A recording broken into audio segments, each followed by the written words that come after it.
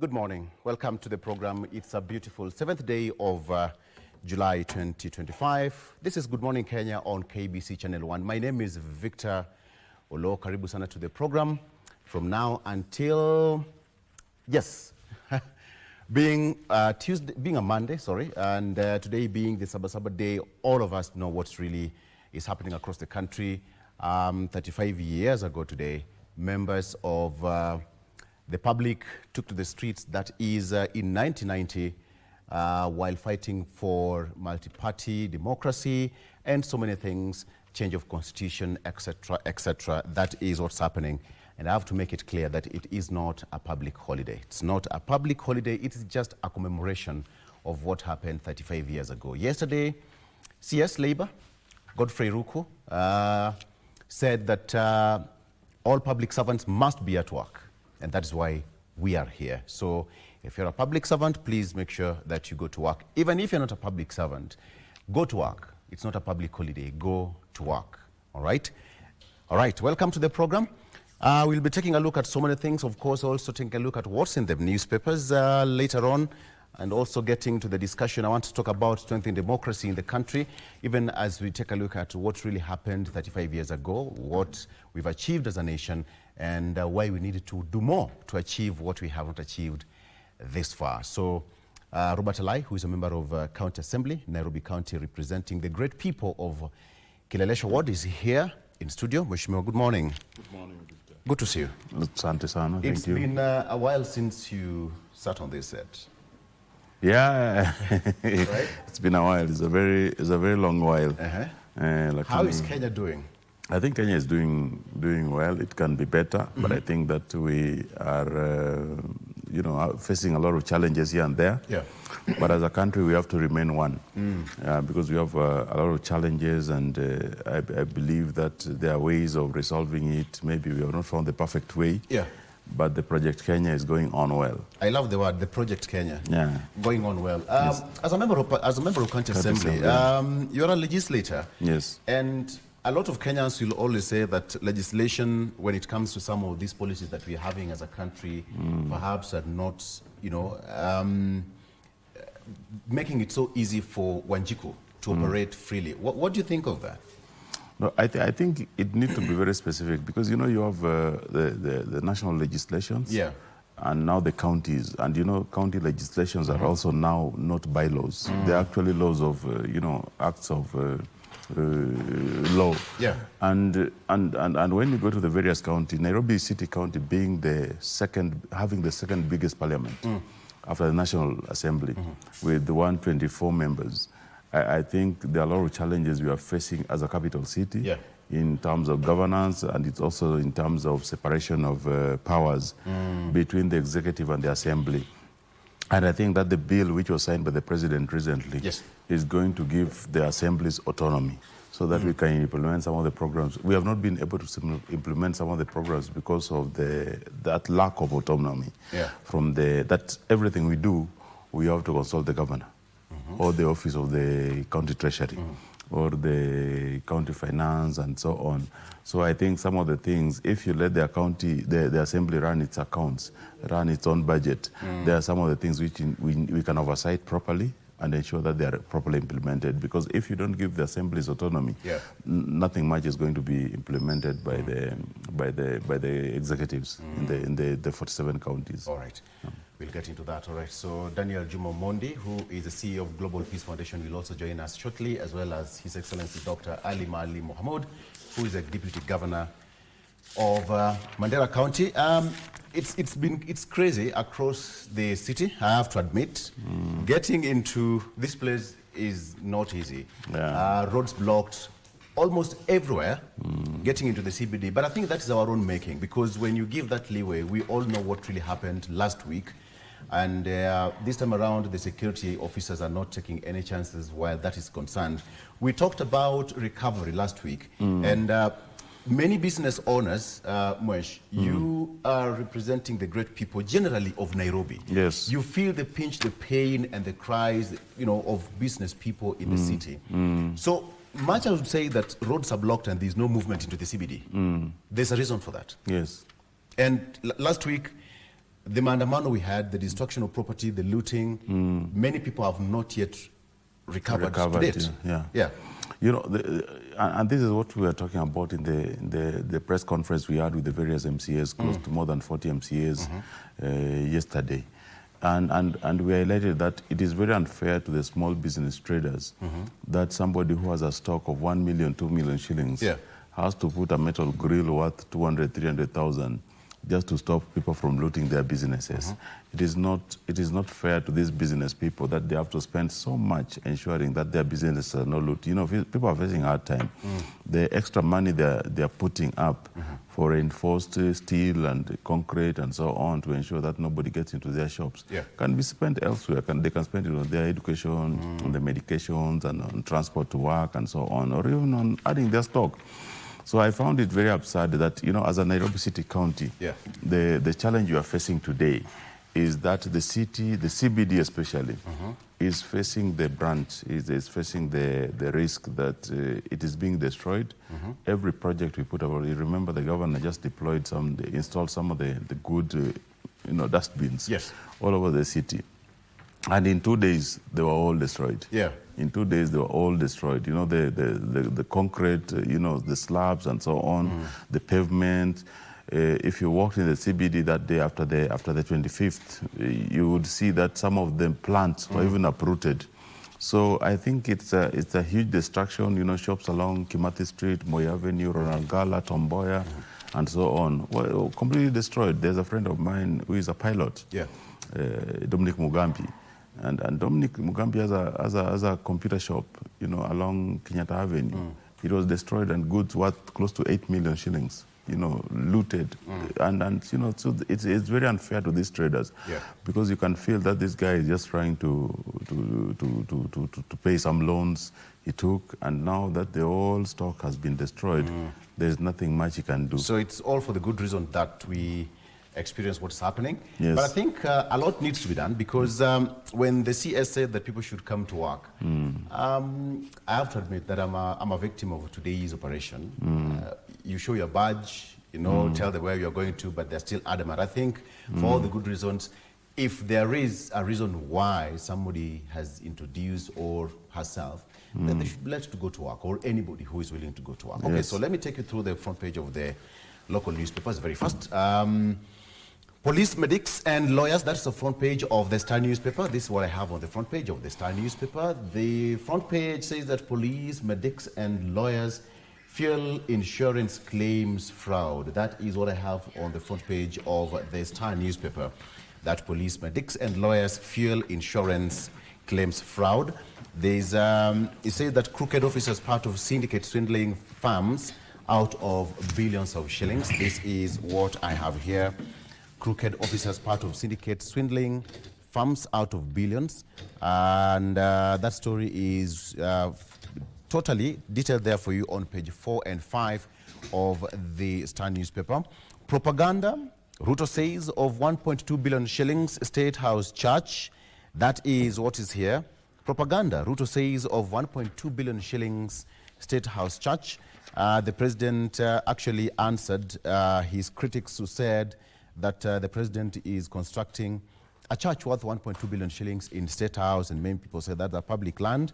And the president said that it's just, you know, 300 capacity seater in State House, and so far what is there is a Mabati structure, so to speak. That is what I have here. Ruto's new headache as activists sustain demos.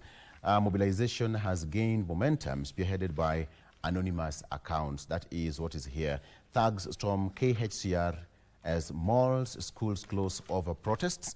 The inside pages. Top banks counters glow on improved Africa ranking. Some good news there. Cooperative and NCBA have joined KCB and Equity in the elite list. Some good news there when it comes to the economy and money matters. The news of Cooperative Bank Group and NCBA joining the list of 23 top banks in Africa has excited investors as the National Securities Exchange, prompting a marginal surge in their share prices. That is some good news there.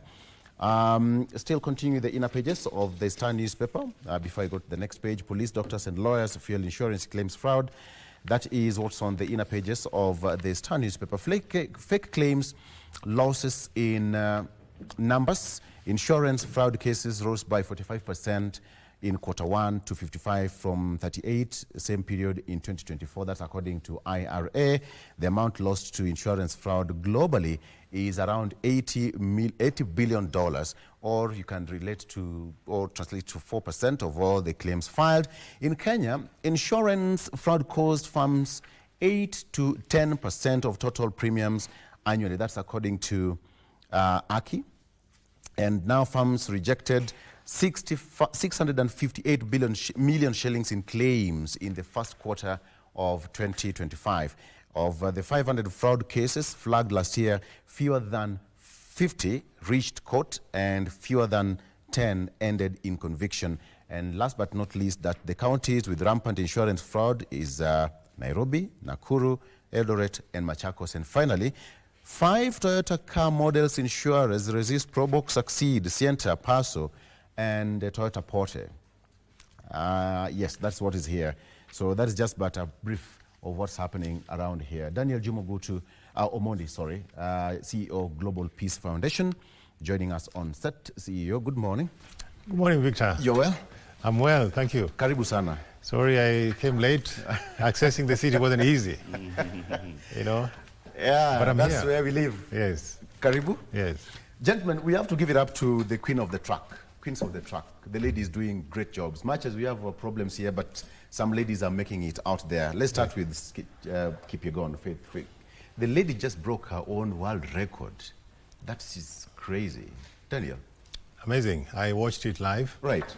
And it made me proud as a Kenyan. Mm-hmm.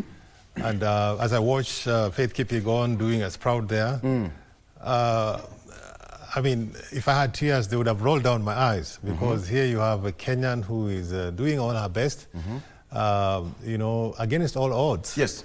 You know, to make us proud. Even with all the challenges that we have here, I think those are some of the moments, the few moments that should keep us together, you know, and make us proud to being Kenyans. Huh? Yeah. And even as we go through what we are going through in these days, you know, where the young people are, you know, they appear stressed. Huh? I think when they look at what Faith Kipyegon is doing and Chebet, it basically tells you that just like Kipchoge said, that no human is limited. Yeah. That for you to succeed, it actually takes your personal effort, you know, and you know, and that's why one of the reasons I usually ask young people to think as an individual. When you go to look for that job, when you go for that interview, you're going as an individual, not as a collective, as an individual. When you miss that opportunity for being hired, it is you it's how you answer the questions, you know, and how you respond. You get my point? And so even when it comes to, of course, opportunities, you know, for young people, you may, you know, decide to think as a collective, you know, the mentality of you know, like, for example, the Gen Z mentality and all that. Huh? But at the end of the day, it is you, you know, if you are to get an opportunity, it is you to do your best and make yourself proud and make your country proud. Absolutely. So Faith Kipyegon broke 1,500 meters, world record at the classic in the prefrontal in USA. Emily Chepkemoi also won the 2025 Nairobi City Marathon. That's happened yesterday. And Beatrice Chebet crossed the finish line to break the 5,000 meters world record in Oregon, USA. I think, allow me to clap for the queens. That's what's happening.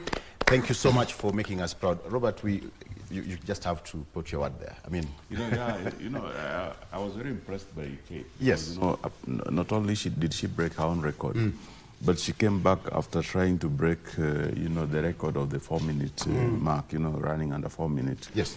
And I think it was a very huge, you know, boost to her and you know, the fans there, outside there, that, you know, despite the setback she had just a few days ago, in trying to break the 4-minute record. She broke another record, which is her own record, you know, breaking record after record. And, you know, Beatrice, and the names, I think these people born with the names, sometimes the names influence what they do, you know, with that faith. Without faith, you get to beat your own record, and, you know, and not only break your own record, but also break the world record. And even Beatrice Chebet, very impressive young people, you know, in the US there, Oregon, Diamond League.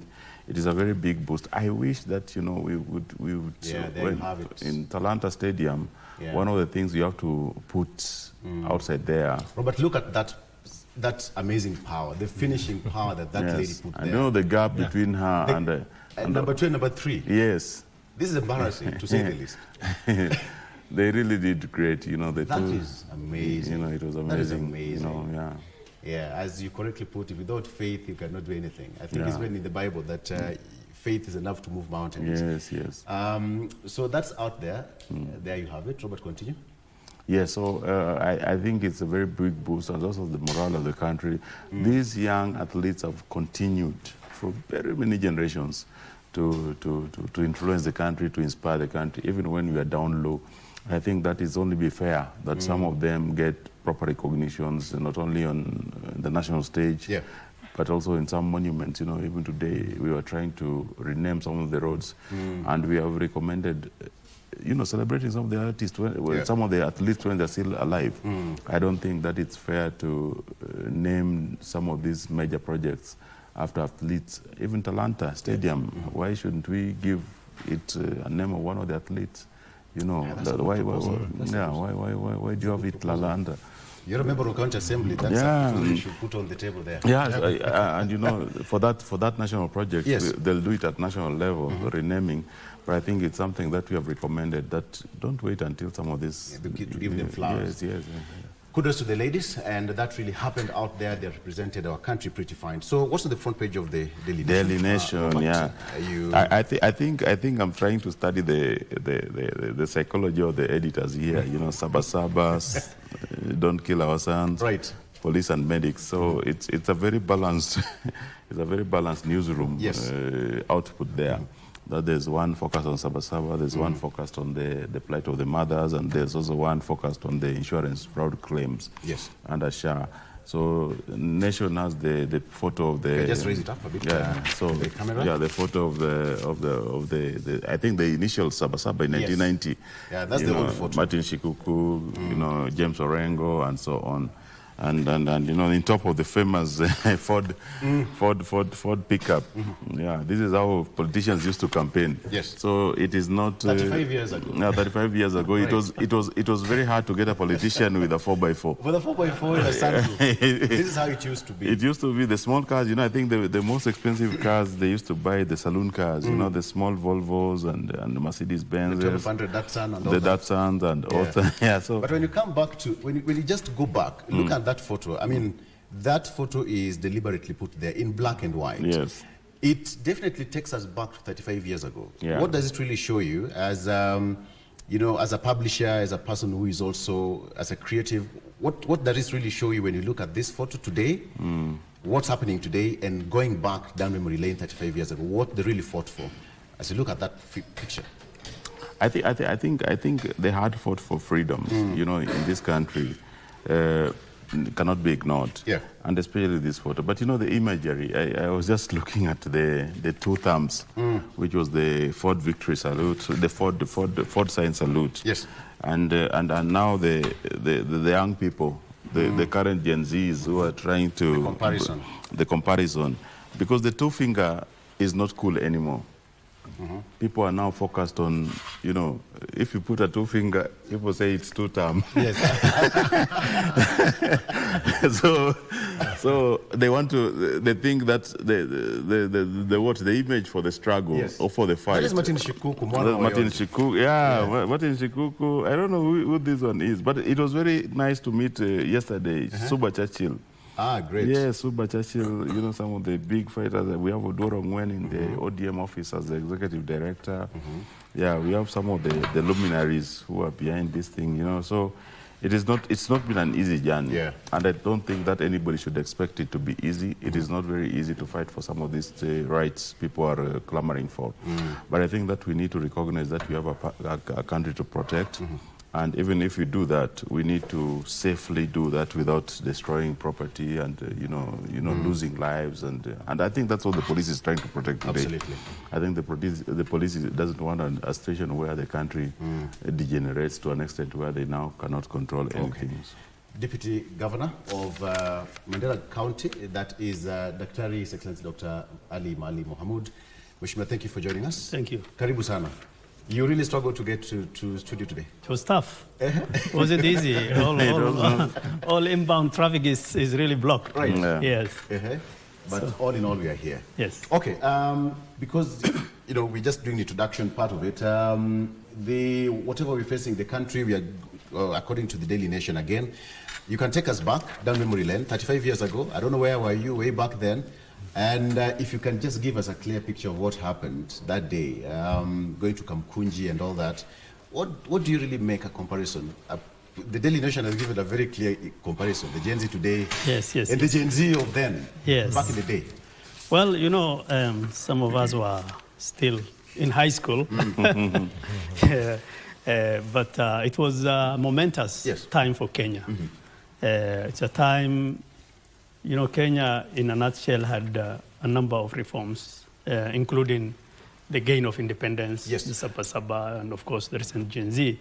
And I think this was one of the monumental moments outside the independence of this country. Many of them call it second liberation of this country. Yeah. And so a lot of the things that we enjoy, although we have not gone optimal yet, is as a result of really that reform of Sabasaba, where we have gained quite a bit of space in terms of civic liberties and many other changes within our institutions. So for me, it was a major inflection point for this country.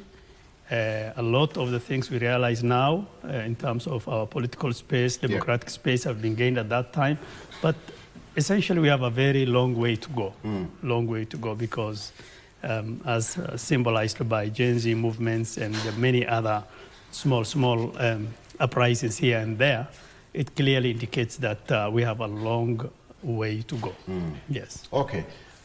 Daniel, Kenya sits pretty fine, globally speaking. And when you travel out there, based the three of you, when you travel out there, what picture do you really portray as a nation when it comes to a democratic space globally? I think even if you start regionally, Kenya has made a lot of progress. If you compare Kenya to some of the countries in the region, you can be forgiven to think that some of our neighborhoods are still living in the medieval ages. For example, what you see in countries, like Tanzania, Uganda, where still opposition, leaders are still not free to exercise their civil liberties, their politics. So it is, they're still struggling with the basics. We left that train a long time ago. Here, and that's why I would tell young people that if you look at the struggles, even if you look at that picture, the picture of the Sabasaba, those people were fighting for, just basic things like information. Like I remember during the Moi regime, it was basically a pure one-party state. It was a one-party state. And KANU was the only party. So you can see these people were fighting for a cause, and it was achieved.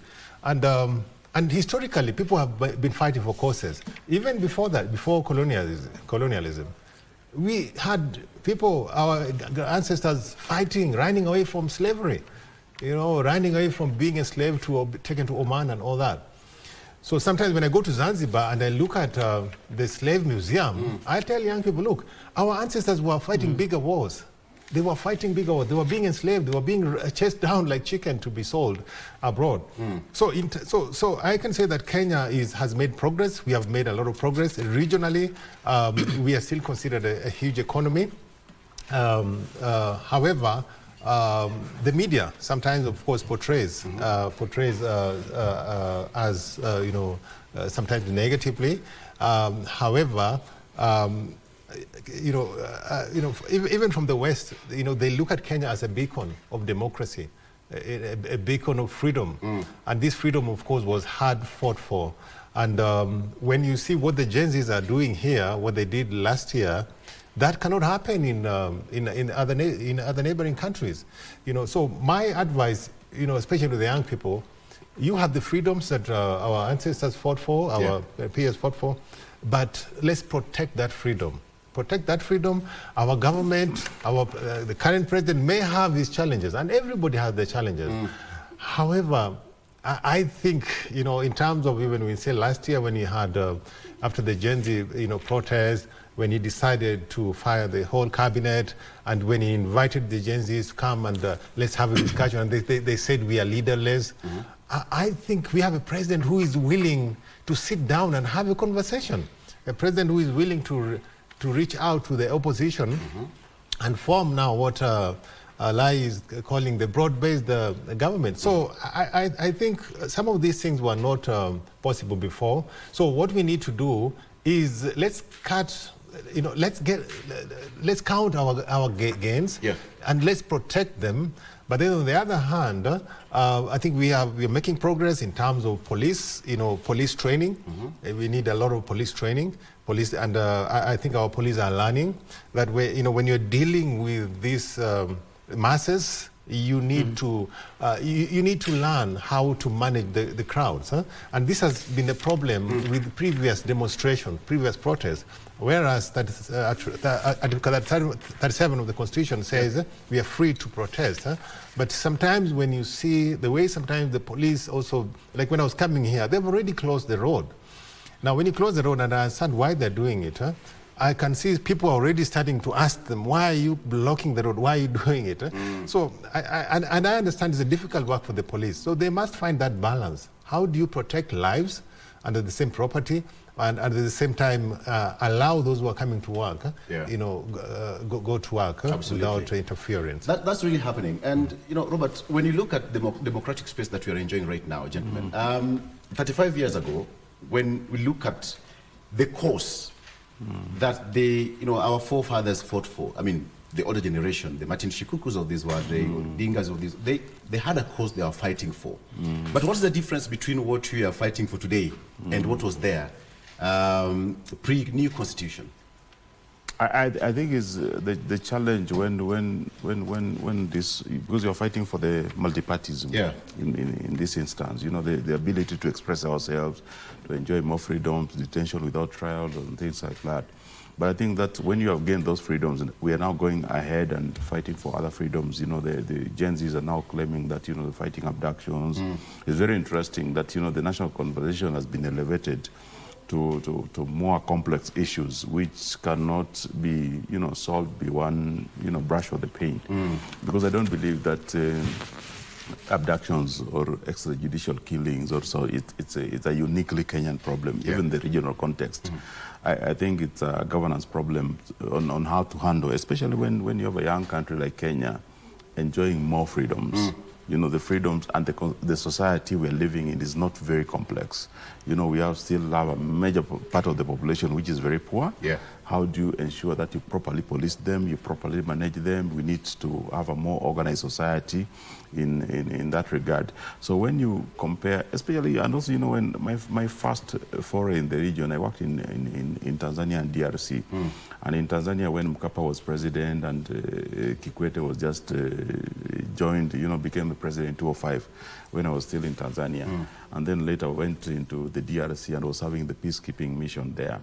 And you could see where Kenya is. Kenya was at a level where you'd be so impressed. I was, living in Kinshasa, a city which is 14 times bigger than Nairobi, but destroyed by war, by civil strife. A country which stretches from, the western side of the continent to the eastern side, very huge, you know, the Congo River, but still have challenges. You know, people take a month traveling from Kinshasa, you know, to Vira on the Congo River. You know, people are dying. People, if you see the kind of, but the country is so rich. There is no single mineral you can mention in this earth which does not exist in the Congo. And yeah, with a small population, and also, but people have never seen peace for the last 40 years. So you could see that Kenya is at a very, if you move into Uganda, you meet the presidential convoy with those big APCs, armored personnel carriers, escorting the president. Then you say that we are far much ahead. You get to Sudan when you're serving the UN, sometimes they loan you to other missions. And you go to South Sudan then, and you see the kind of challenges, even a basic medication for the households. Yeah. I think that Kenya is at a level where we need to be proud of ourselves of what you have achieved, but we also need to find ways of protecting it, because otherwise, some of these things we joke. You saw what happened in the Sudan sometimes back, where doctors, lawyers, and engineers led, you know, the reforms they were clamoring for, and then they went into a power sharing agreement with the military, and eventually the military even broke. There's a special force now fighting the main army, you know. Even if you give that country 50 years, 40 years, they might not be able to recover some of the, you know, some of the modernizations which they had done, some of the kind of blips they had faced under what they called a dictator then, you know, Omar al-Bashir. And I think that we need to sometimes jealously protect some of the gains we have made. Because, and you've seen the roads, sometimes these roads can crash. In just one demonstration, you see a very huge infrastructural project destroyed. Exactly. You know, the assembly was burnt. It took, I think we are still recovering. I don't think we have even recovered a third of it. Some of the assembly committee rooms cannot work up to now. You know, the finance office was burnt, the main executive, and so on. The last time, I think on 25th, they wanted to get into the city hall annex. And if it was not because of the inspectorate and the enforcement team boosting the police work there, I think it would be burnt now. And you saw what happened to the National Parliament. Some of these institutions is very hard to build, and also the records. You see what we're just seeing in one of the papers there, the exhibit, I think it's in the Daily Nation, the exhibit room at the Olkalau. How will you convict some of those criminals when all the exhibits have been burnt down?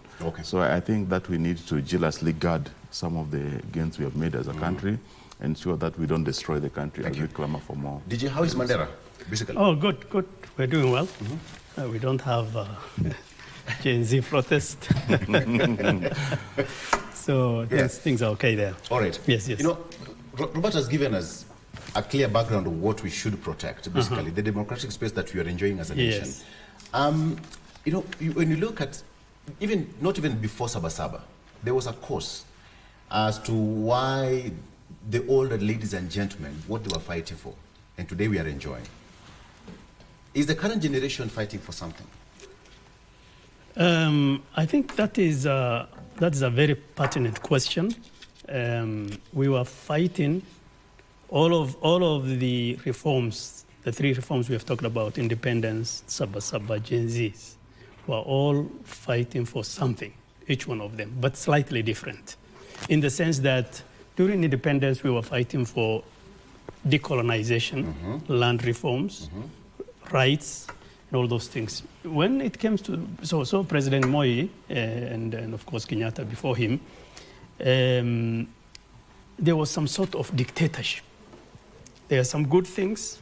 In every reform, there are certain good things, there are certain bad things. And during Moi's time, granted, we were very young as a country, and we need a little bit of control. I don't want to call it benevolent dictatorship, but in a way, what we enjoy in Kenya today is as a result of some of the things that happened during Kenyatta's time, and more importantly, during Moi's time. And one of those things is education. If you go globally, you will notice how much far ahead Kenyans are in terms of education. At least in Africa, we are probably number one or number two in terms of education space and all that, and science and all that. But also come to the Sabasaba, where now we needed more well-established, deep institutions where people wanted more liberties, where people wanted inclusion. And more importantly, the key pillar for the Sabasaba was the formation of multi-party, moving away from single party, the de facto one-party state, to a multi-party system, which we have achieved, with the repeal of, Section 2A, Section 2 of the Constitution. And really, that was the biggest gain that we have made. And today, what we want as a country is slightly different, because there is systematic ethnic exclusion among Kenyans are feeling in terms of economic inclusion and all that. Allow me to take a break. Can I? Sure. Let's take a break and we come back and just circle back with you for you to continue that statement. I mean, it's just so sweet going back memory lane. And history is beautiful. All right, so let's take a break. When we come back, still continue with this discussion. Stay with us.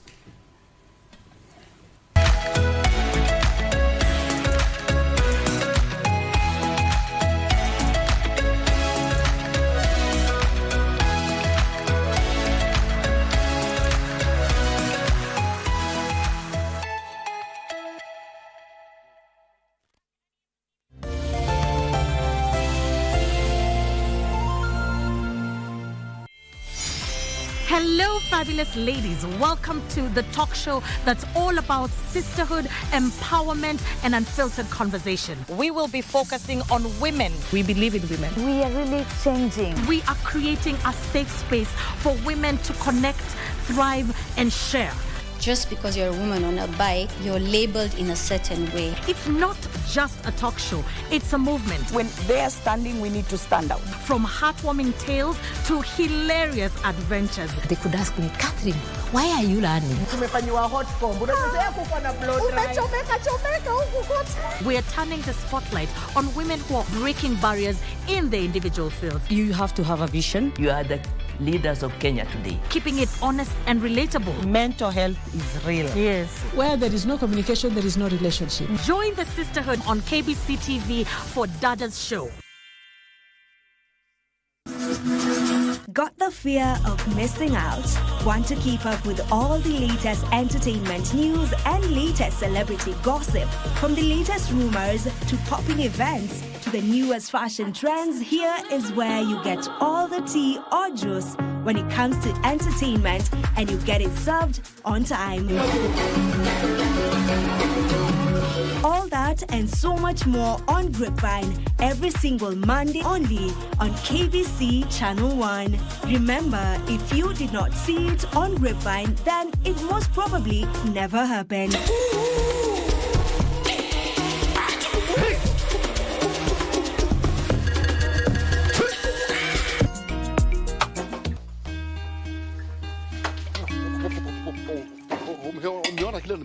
Nimeona nini? Nimeanza kuona mapaka shumi, masenga o ng'ombe. I am watching my weight. Kama ni official tu na hakuna kitu buda. Okay, na mbona unakaa kama mtu ameuza shamba ya babia ukakula pesa yote? Unanivurutia nini kama ng'ombe? Mjana vivi. Kadonge alibaje nini?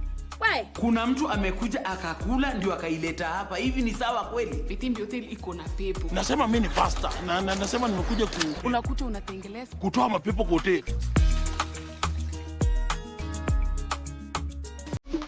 Mimi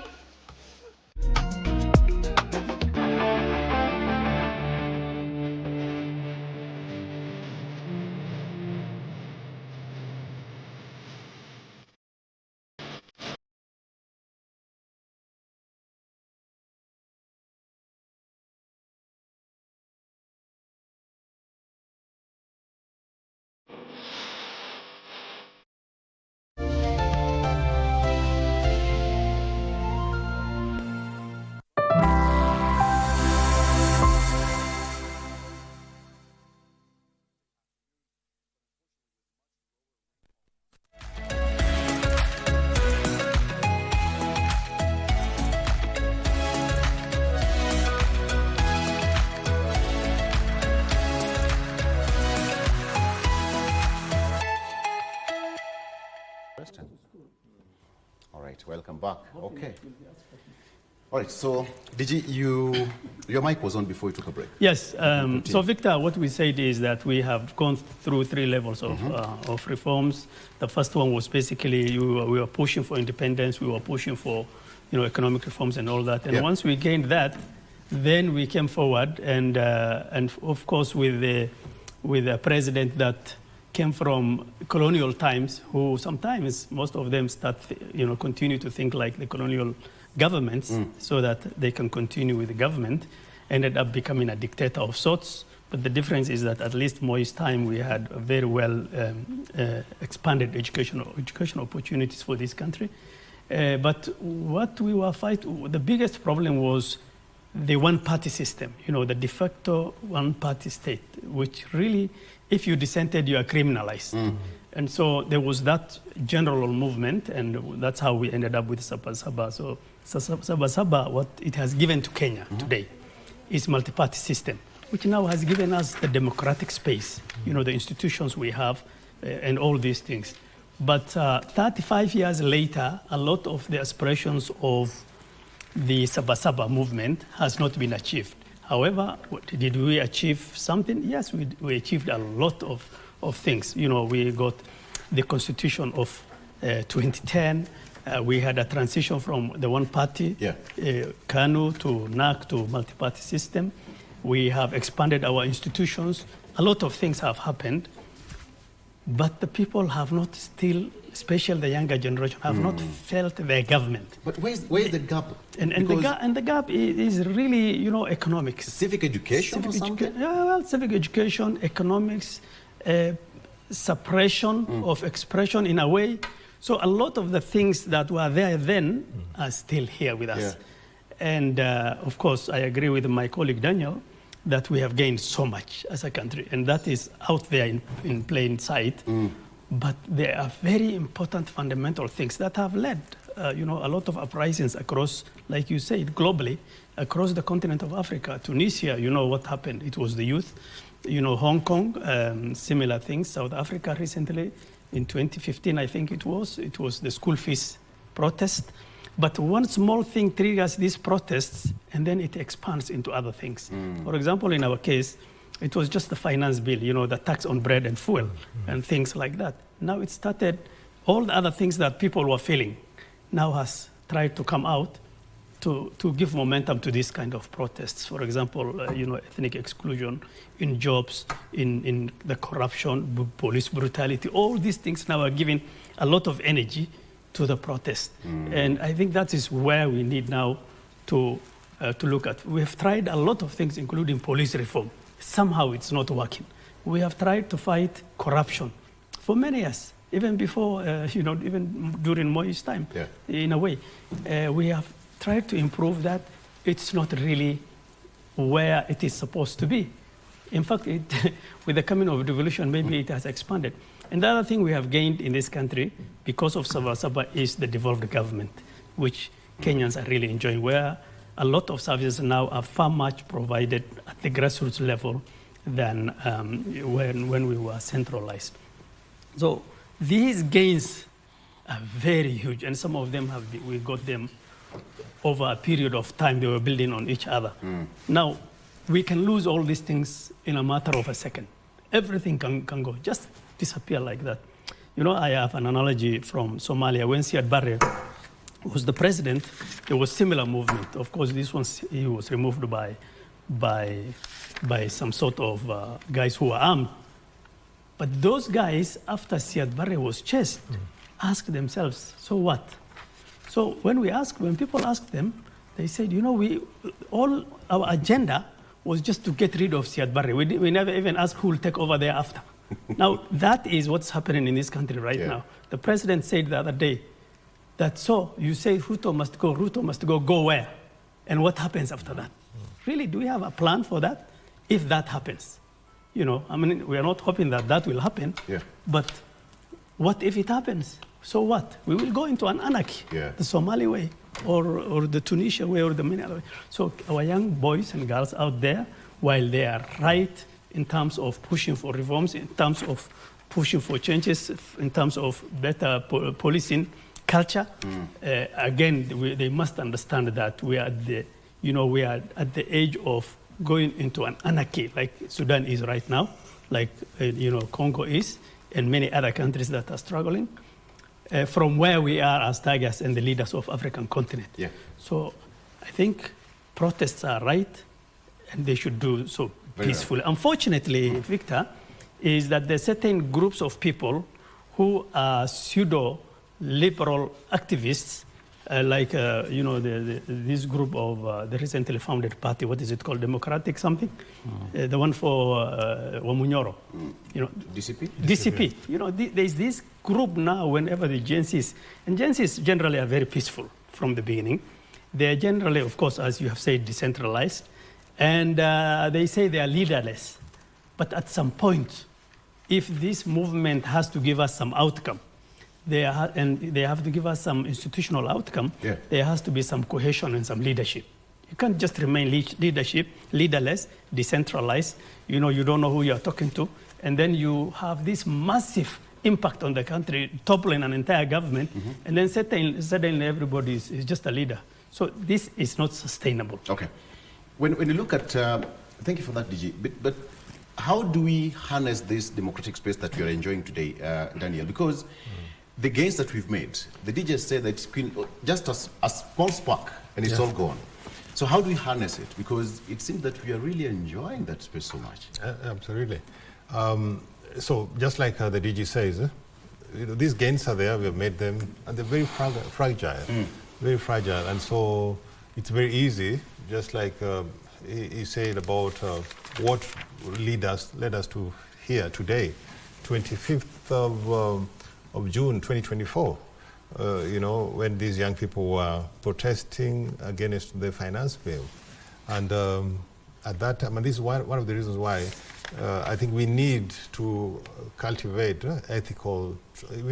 trust and ethical leadership. And this country, there's some, in a democracy, any political science will tell you, that separation of powers is a very, very fundamental aspect of democracy. Where we have the legislature, we have the executive, and we have the judiciary. So this country must learn to ensure that that separation of power works. So 2024, when the MPs, members of parliament, passed that finance bill, you cannot tell me that they did not know that the people were complaining about the finance bill. They know, and they pushed it through. They pushed it through. So they know, and that's why for me, I blame our members of parliament for where we are today. Because then they are not, we usually say that leaders, especially the members of parliament, the elected leaders, must always learn to stand with the people. So when the people speak, you need to listen to what the people are saying. And then you are able to advise the other arms of government accordingly. So the MPs were supposed to exercise their role of representation and advise the executive that this finance bill as it is not good, the people are complaining. If they were able to listen to the people and arrest that situation, I think we would not have had that Gen Z revolt, because it ended up going overboard, and then the president again had to deal with it, had to clean the mess that the members of parliament started. So he did away with that finance bill. So this is the genesis of our problem. So members of parliament must start learning to listen to the people. Let's listen to these young guys. And another situation where we were almost having a problem was yesterday, where we see, I think the Esther Passaris coming up with what she thinks is a solution. That is coming up with new laws to try and solve this. Well, that one is only solving it's not going to the root. For me, if I was these elected leaders, I would deal with the issues that will stop this protest. Deal with the issues that will stop Gen Zs coming into the streets. These Kenyans do not like coming to the street. They want to go and work. They want to do their business. They don't like doing it. So as elected leaders, we elect you to go and solve these issues. But when the solution that you're coming up with is just a solution that seems to perpetuate, because what Esther Perel was trying to do is perpetuate protests, so that they keep on protesting. No, we want the legislators, because they're in charge of oversight, they're in charge of the finances. Let them come up with the issues, solutions that create jobs, solutions that protects businesses, solutions that trains the police, give more money to the police. I would want more money into the pockets of the police so that the police are able to exercise their job with restraint. You get my point? Buy for them gear that has, for example, cameras, so that and protective gear, so that they can be able to deal with these with these protests. But you see, the members of parliament are not doing that. They're coming up with solutions that are not working, that are again failing the whole thing. So for me, this is my problem. For us to harness these gains, let the elected leaders do their job. You have been elected there for a reason. And if you cannot do that job of representing and advising the other arms of government, then get out of the way. You get my point? So this is, for me, that is the main thing. And another thing for me, I know that this president, the president has, because he's managing this issue, and last year he managed it quite well. He managed it quite well by getting rid of the cabinet, by inviting the Gen Zs for a discussion. So my advice would be the president needs to continue listening to the people. These are his kids. The president has Gen Z children.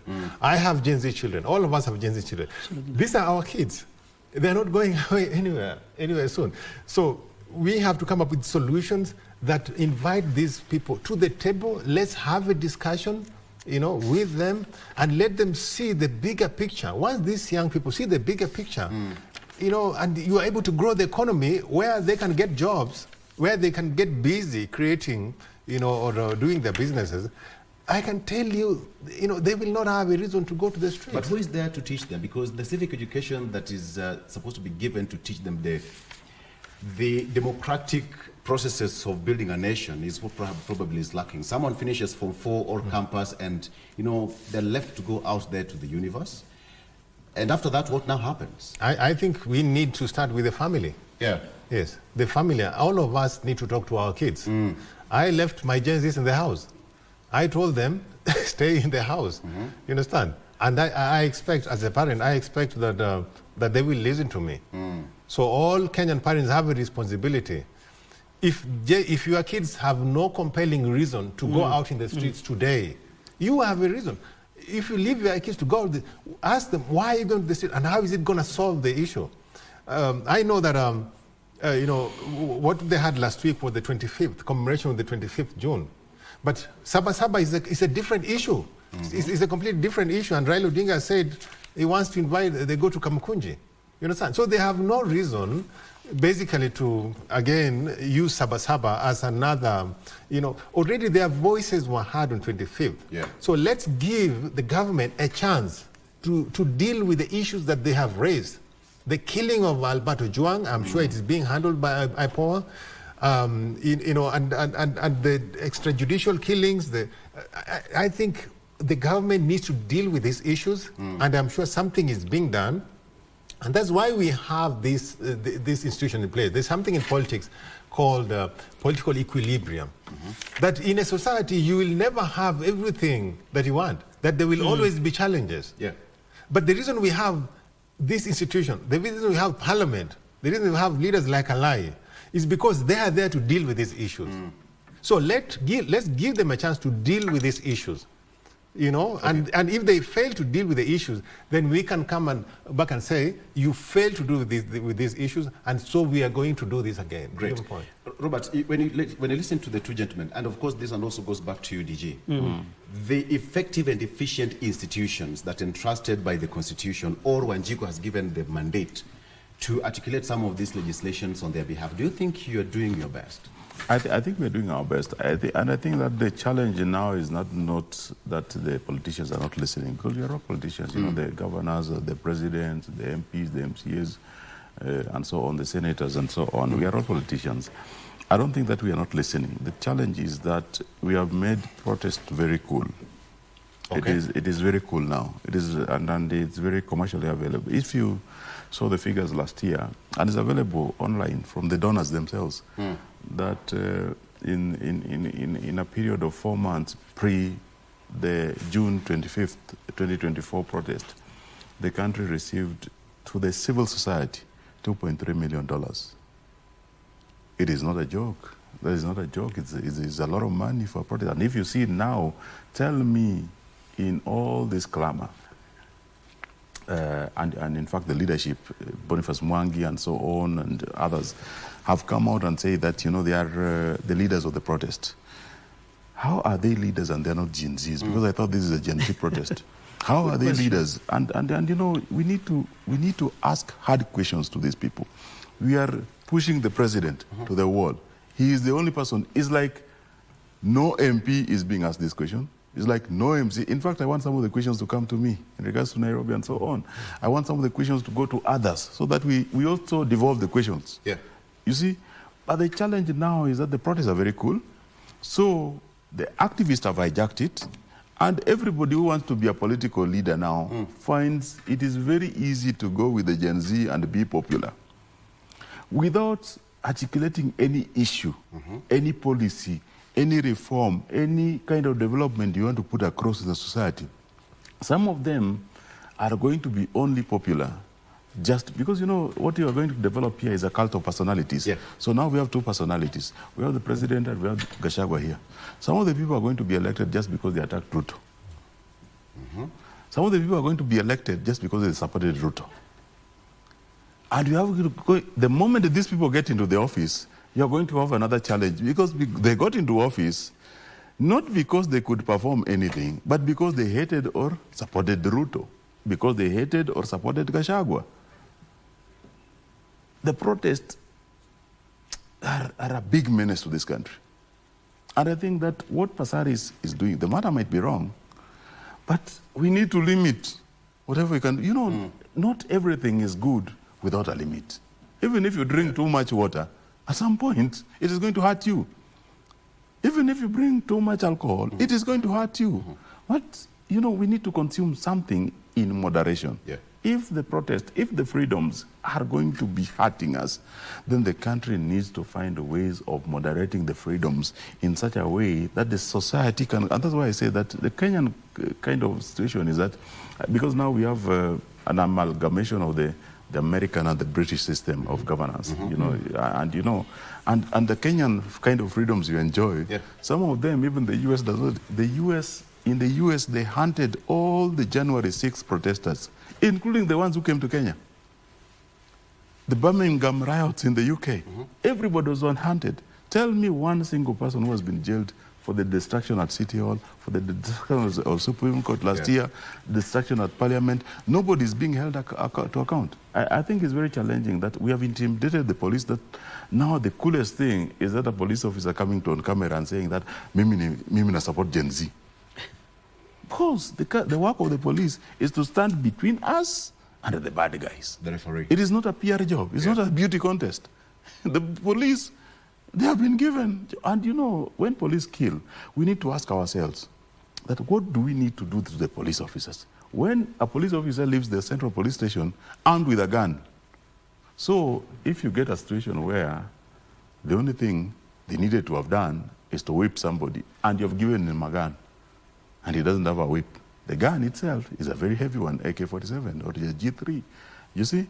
I think that we need to ask ourselves, the leaders who are coming in now, we need to ask ourselves that if you check on the New York and the Dubai and London and so on, you see modern cities, they are having a police officer wearing an urban belt. This urban belt has a whip, has a taser, has a pepper spray, has a handcuff, but police, somebody leaves the police station carrying a gun.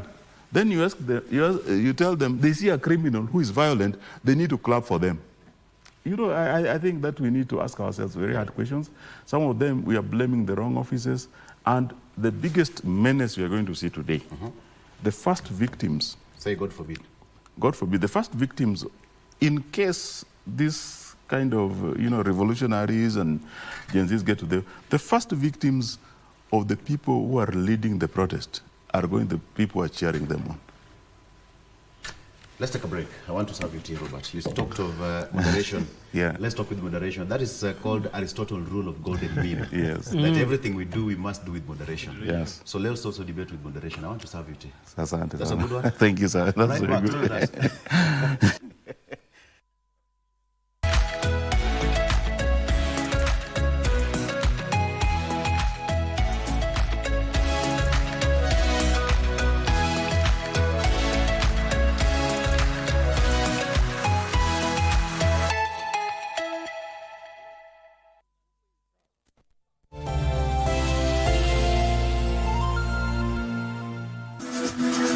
Got the fear of missing out?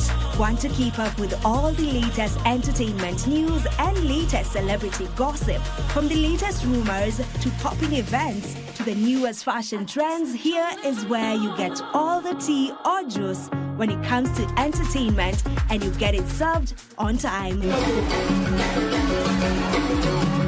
All that and so much more on Grapevine every single Monday only on KBC Channel 1. Remember, if you did not see it on Grapevine, then it most probably never happened.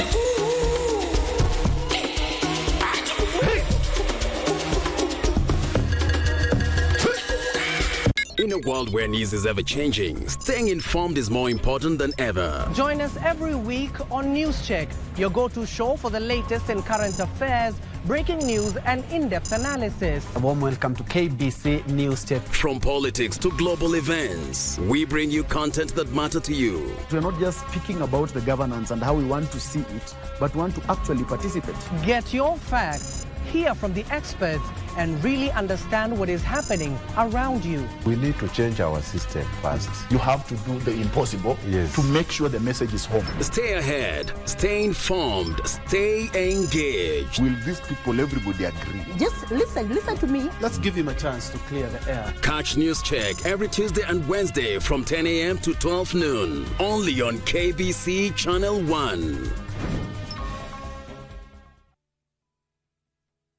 The young generation awakens on Y254, the leading youth TV station in Kenya.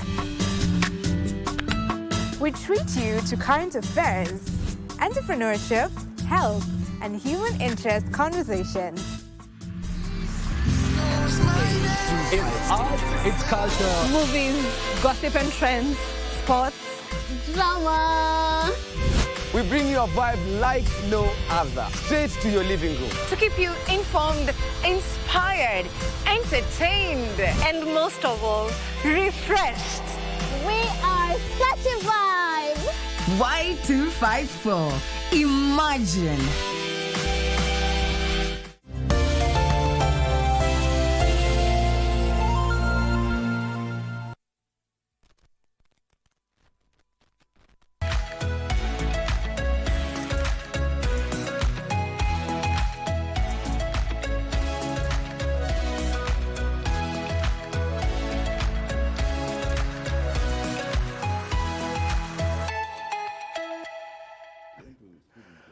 Right.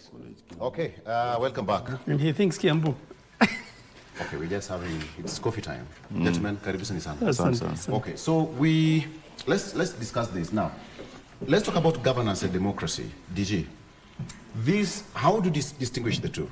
Governance and democracy. Then now we can break it down on how we can strengthen the two. Yes, Victor. You know, the thing is that these are two terms we actually confuse. Yes.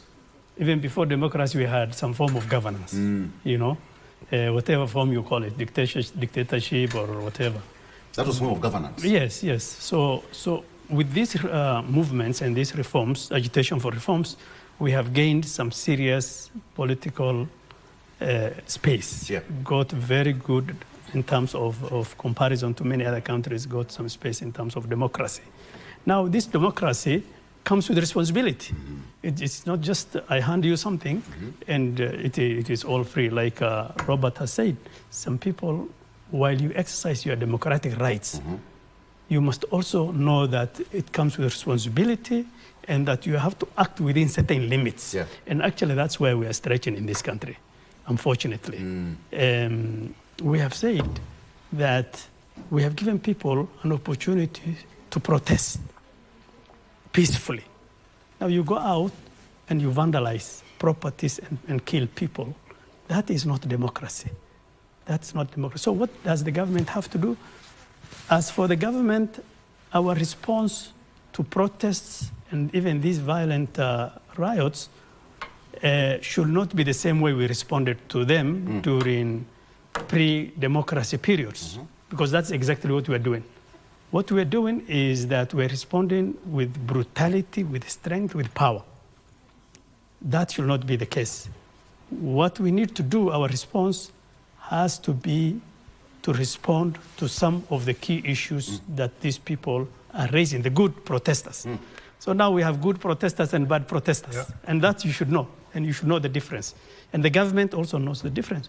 So we have to respond to the issues that are being raised by the good protesters, so to speak. And some of them are very genuine, and they are very real, and they are facing Kenyans. The other guys are just out there to destroy properties and to fight the government in very ungodly ways. And by that, I mean they're also fighting the public, because the properties are being destroyed are businesses. Yesterday, I was in town, Mamangina Street, and all the businesses brought in welders, you know, to lock. As we strengthen our democracy, they're strengthening their security. Yes, they're strengthening their security. So this is the kind of democratic space that we have to work with certain amount of responsibility and limitations. You see, they say a right is only a right until you don't infringe on the right of somebody else, right? So I can say, I can't go out and insult you and say, oh, I have freedom of speech. That's not freedom of speech. So I think that is where we need to really look at. Kenya is a very interesting country. You know, in a way, sometimes I tend to really love how far we have come. The other day in the Gen Z protest, the most recent one, the commemoration of the 25th, there was a young man who was among the protesters, you know, carrying his whatever, shouting and all that. And then one of the police pushing him back was his mother. You know, I don't know if any one of you saw that. And that was really very interesting. So they came together, they shook hands, and, you know, they separated ways. And so in terms of the police, really the people, in my opinion, to be very fair and just, Victor, the people who are really put between a hard place and a rock are the police force. We always say police brutality, the most corrupt institution. No?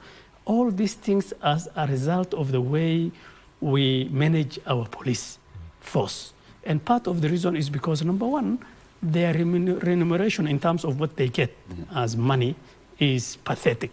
So the only option is to sustain their lifestyle and their families is to do certain things. I am not by all means endorsing that, but the government has to look at how can we put more money into the pockets of the police in addition to giving them protective gear that they can use. The other thing is we have created institutions, oversight institutions, and we have made the oversight institutions also toothless. What will IPOA do in Kenya's protest today? They're irrelevant. They can't prosecute anybody. They can't take any case to conclusion completely. So what needs to be done is that we don't only project the police as the enemy of the people, and that's what Kenyans are really doing. And the police culture also has to change within the police structures. But we have to sell this narrative. As we continue to change the culture within the police force, we also have to sell this narrative, and it must be seen from the practice of the police, that the police are in fact a friend to the people, not the enemies of the people. You will see young men, you know, playing football, and they see one or two policemen appearing on the side, and they all, you know, quit the field. They run away because they think these guys, the natural response is that they will be beaten up by the police. So what we need to do as a nation is we need to focus on the way police interacts with the community. And that's also some form of, you know, democratic space. So that people can work hand in hand with the police and our forces in general. But for me, is that we cannot respond to the calls and the needs of the protesters with flooding, you know, police force on the streets. We must respond to them by being responsive to the specific issues they are raising while we, as a government, as you said, governance, we still have control over how things are run in the country. Yeah, that was also part of Maraga report, which actually recommended a 40% salary increment to the police, prison, and NYS officers. That is the he was given a task force. He had a task force. So the question is the implementation bit of it. I think that's quite pertinent. But then, Daniel, part of it, also from your own understanding, democracy and governance, the space we are in right now, there must be a very thin line. Absolutely. Right.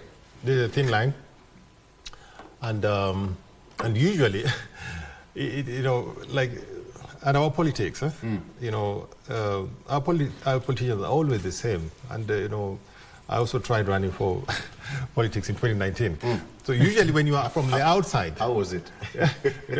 When you're from the outside, when you're in your position, you try to, talk about democracy. You talk about, you want to safeguard some of those freedoms. The way, for example, right now, give us an example. Gachagua, the former deputy president, when he was the deputy president and protests were going on, he woke up very early. He went to the office and he was planning how to deal with the protesters. You understand? Yeah. But now he's outside there, and you can see he's now talking the voice of the protesters. And that's unfortunately our politicians right now, and we are now, the election for 2027 has started, campaigns. And so it is difficult to know who are the genuine protesters, who are the Gen Zs. Yeah. Because the politicians have now infiltrated the Gen Z protest. I see some of when I was watching the news, I could see some of the politicians were wearing the Gen Z flags. You get my point? So it is really, really difficult. And that's why I basically say it's a thin line. I agree with you, it's a thin line. And something also must tell you, Victor, is that our Constitution, 2010 Constitution, which we all praise is a good Constitution, actually ushered in a lot of civic liberties, so a lot of freedoms that came in. Even right now, the freedom that we have to protest, during the Moi regime, before that, for you to have a protest, you had to get a permission from the DC, and you have to, basically be shown where you are going. So some of the things that Esther Pasa is trying to bring were actually there before this constitution. So this constitution ushered in a lot of liberties. Some would argue that times have changed, Daniel. Yes, and so this and the constitution also came with something very important, which is chapter 6 of the constitution, which is about ethics and values. You understand? Yeah. And this chapter 6 applies to everyone, the leaders and even the protesters. So, for example, when you're protesting there and I come in and I want to drive through and you are burning tires on the streets, is that really value? Is that ethical?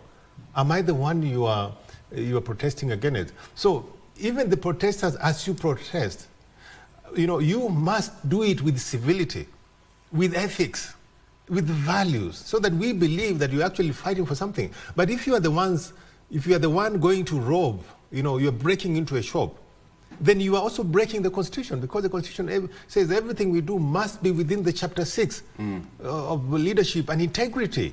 So integrity should apply to everyone, and for the politicians also. Those who are buying goons. Yesterday, it was very sad. I saw some goons went to Kenya Human Rights Commission. Yeah. Masked, and they tried to, basically they harassed them, and you can't do that, and again, and it's a thin line. You don't know in this confused environment. You don't know who is doing what. We don't know who is a goon. You don't know who is, and so I think we are living at a very, very, very, very crucial time. Yeah. And just like Lai said, and he said, we must do all these things with moderation. We must guard against going into anarchy. You get my point? We can never allow Kenya to go into anarchy. We will never allow it, because we cannot. We are seeing what's going on in the Sudan. We are seeing what's going in the neighborhood. So as you demonstrate, I would like that the police give the protesters protection as they demonstrate. They're doing it peacefully. Yeah. But the demonstrators, please, I don't want to see you looting I don't want to see you burning shops. I don't want to see you beating innocent people. Yesterday, the Minister for Public Service says people must go to work. Allow other people to go to work as you demonstrate, so that we do it with civility. You get my point? Because if we don't do it with civility, then we give the police an excuse to come in and do something about it. Yeah. And lastly, Victor, the police, like he said, I think sometimes the politicians have made this problem, the protest, be a battle between the police and the Gen Zs. You understand? I want to say that it is not. It should not be. And the police should not also take sides. The police, just like the government, should not take sides. You know, let them do their job. Let them protect lives. Let them protect, property. You know, if we could have many of the police, in town, ensuring that nobody is breaking into businesses. Like, I'm very, very sad, like what the county government had done, the new dustbins that were banned. That was very sad, and I agree with the lie. So beautiful, by yeah, the way. yeah, they were beautiful. That is my money. That is our money that is being banned. You know my point? So let the police protect those properties and do it with moderation. The young people, you do it, but do it with moderation. Because if you don't do it with moderation, that's why Esther Passaris is coming up with this bill. You know, so if we don't do it with moderation, then we will go back to the medieval ages where we were not allowed to do it. Yeah. Okay. There's something called economic sabotage, gentlemen. We all know it. And you know, if you're caught vandalizing something, that's why you'll be taken to court even if you're found vandalizing a street light, a guardrail or something. That's economic sabotage. So you can imagine bringing down someone's livelihood worth 2 million, 1 million shillings. Recovery is always very painful. Let's talk about the plan of action, even as we're now trying to wind up now. What could be the plan of action, Robert, that even as we mark this particular day, let's not forget what happened in the yesteryears. If the likes of Martin Shikuku were to wake up today, the likes of Achingo Neko, the likes of Jaramogi and all that, if they were to wake up today on this 7th of Monday, what do you think they would say in as far as this is concerned? I think that they would be very impressed where we have come to, but also they'll be very disappointed on where we are going, because I don't think that is fair. I think that especially in the capital city here, because the protests, you saw what the police was doing last night. Yeah. The protests, the people were coming from Diani, were being blocked from getting to Nairobi, and I think that it's because of the intelligence which they might have had that it was linked to the Sabasaba protests. And you could see that, why is it very profitable or very cool? Because we have devolved. Why don't you protest in Diani if you live in Diani? Why don't you protest in Kisumu if you live in Kisumu? Everybody protest Kwao. You see, why don't we devolve protection? Because I believe that at some point we need to think of the activism as part of the vice economy with the stricter regulation. Yeah. Because it's now building the activism, it's building the civil society, but it's causing massive losses. I think we recorded around 23 traders who lost 3 million and above in stock in the last protest on 25th, and this is around bus station and OTC and so on, and you could see the pain of these young people. And now you even say that the government is hiring goons.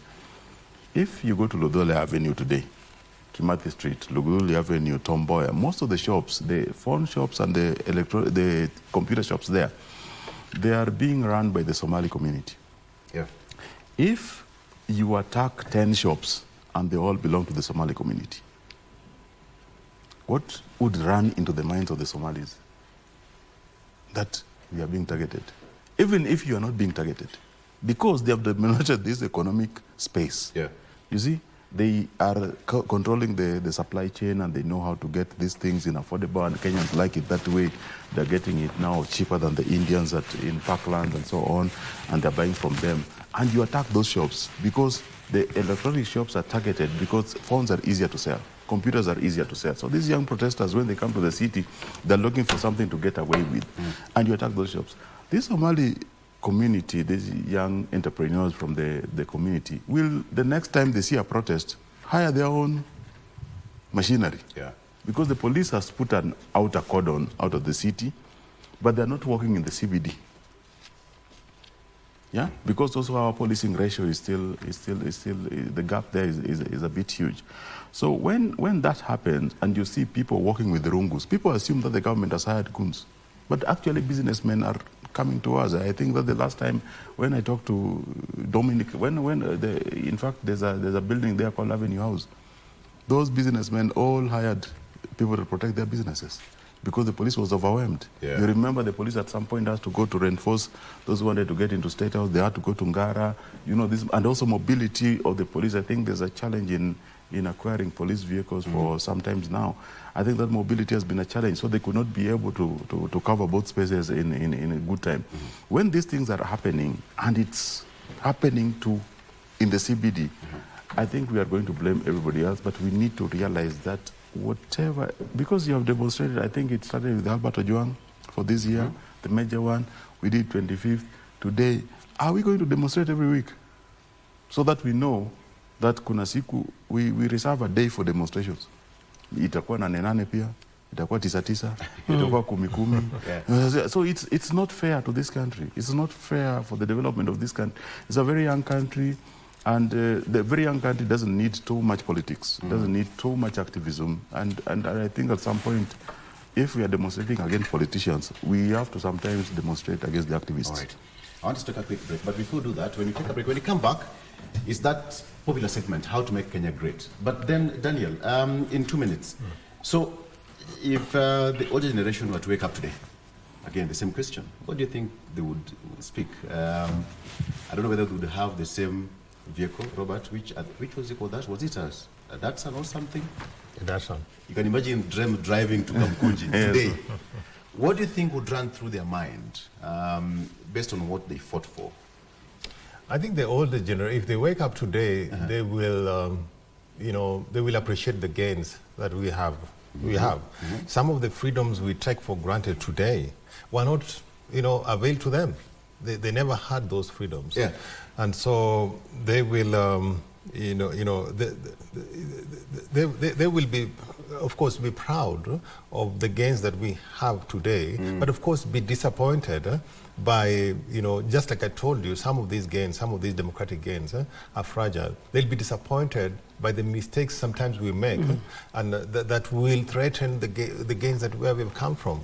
And just like we said earlier on, Kenya has been peaceful. Even after last year's Gen Zs, we didn't have a lot of problems. But then a small mistake like this, like a killing of Albert Ojwang in a police station, which was done by some rogue police, now gives the whole country a problem. Even the president, even the president criticized that, condemned it. Everyone condemned it. So we must appreciate, and when they wake, they will be disappointed that sometimes we don't understand where we came from. We are not doing a lot to protect the fragility, of our democracy, and so this is a lesson for all of us, all those in leadership. Anything that you do today, don't do it for now. Look at the generation. How is this going to look? You get my point. You may be thinking you are doing something to support the current government, and that same thing will bite you, when the government, because governments are there only 5 or 10 years. You get my point. So everything that we do, we should look at the motive, and the motive should be generational, the future. You get my point. And for me, that is basically what I would what I would say about that. Great. Let's take a break. Let me tell you something. If you've worked hard for something, and you'll know the value of why you should keep it. So don't go out there and destroy someone's property. Let's take a break. We'll be right back with more. Stay with us.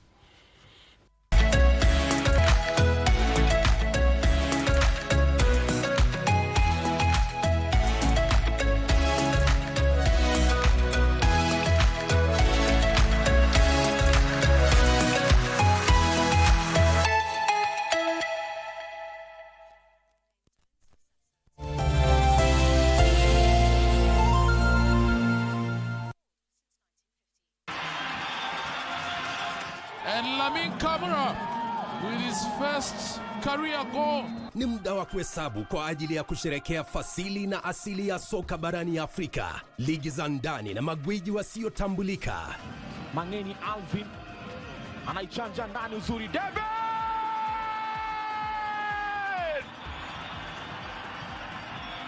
Michuano ya CAF ya mataifa ya Afrika 2024 ni njia ya kuzindua kupanua mtandao wa wachezaji ulimwenguni. Timu itakayoshinda itazawadiwa dola za Marekani milioni 3.5 pamoja na kujivunia kulinyanyua kombe hilo.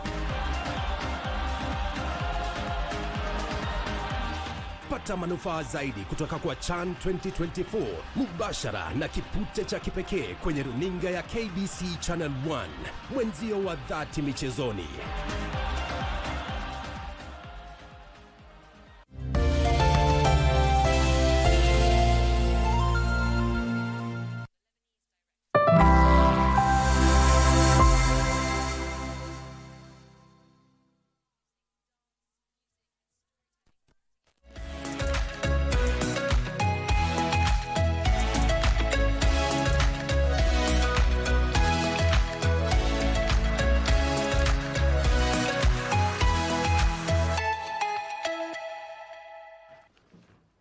Kenya is a democratic space and we fight to sustain it by all means necessary. The 2010 Constitution has also given us that space for us to build it and harness it. Today, on how to make Kenya great, I'm starting with Robert Alai to give us his side of the opinion on how to do it. Robert, starting now. I think what we need to do to make the country great is first we have to moderate whatever we are doing. You know, everything good or bad we are consuming, ugali, rice, and so on, but also, you know, our politicking, you know, our activism and our distractions and our rioting and our protest. I have to moderate it. If you are going to demonstrate every month or now even every week as it is now, it is not going to make the country great. And also we have to look at the leaders, not because they supported or opposed a certain leader or a certain, you know, formation, but because of what they're going to do to make your life better. We had a 5-year period, and this 5-year period has been marred by constant protest and so on.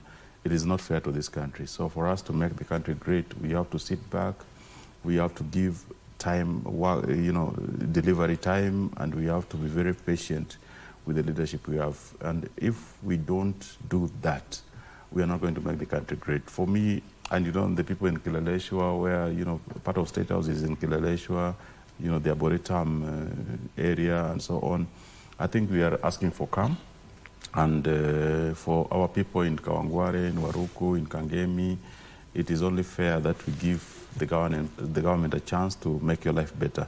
Otherwise, you are going to cry, and the next government which is going to get in place is going to even have it harder, because it is not very easy to have no time for development in this country. Thank you very much. That is under 2 minutes. Thank you, Robert. Asante. All right, next is Daniel Omondi, who is the CEO of Global Peace Foundation, also giving us his side of the opinion. And camera one is yours. Daniel, starting right now. To quote from President Bill Clinton, it's about the economy, stupid. You know, for us to make the country great, we must ensure that our politics, you know, leads, you know, through the growing of the economy. We must, you know, expand the economic space. We must create jobs for the young people, you know, but most importantly and fundamentally, we must ensure that we grow a nation that is grained in character. We must ensure that the chapter 6 of our constitution, we basically talking about leadership and integrity, is ingrained in our system. You know, we must ensure that leaders are leading, you know, by example and not just by what they're saying. So, you know, and then most importantly, we must encourage innovation. You know, what our athletes are doing, they're actually making our country great. So we must encourage our young people to emulate our athletes who are making us proud there and make our country great. We must get them into jobs, go into that business. We must enhance our spaces, our tax collection. We must ensure that our economy is working well. I was in Zambia the other day and in Tanzania. Their airports are much better than ours, honestly. We must invest in better infrastructure. I know Kenya didn't want Adani, but let's get our airports. Let's improve our airports. Let's for heaven's sake, let not some of the African countries overtake us. So I want to encourage our president and the government. Let's reduce on the politicking. Let's work for the people. And if you work for the people, whatever, you don't even need to talk about another term. The people will give you another term. Just focus on the people, focus on the delivery, and let's ignore the naysayers. All right. Thank you for that. All right. That is Daniel Omondi, who is the CEO of Global Peace Foundation Kenya, giving us his side of the story on how to make Kenya great. Up next is Deputy Governor of Mandera County, Daktari Maalim. How do we make Kenya great? Camera one is yours, starting now. Thank you, Victor. Thank you for the opportunity. I think, to quote Nelson Mandela, one time said that if one of us is chained, and he was talking about freedom, if one of us is chained, all of us are chained. And if all of us are chained, I am also chained. And for us to be free physically and mentally, each one of us must be chain-free.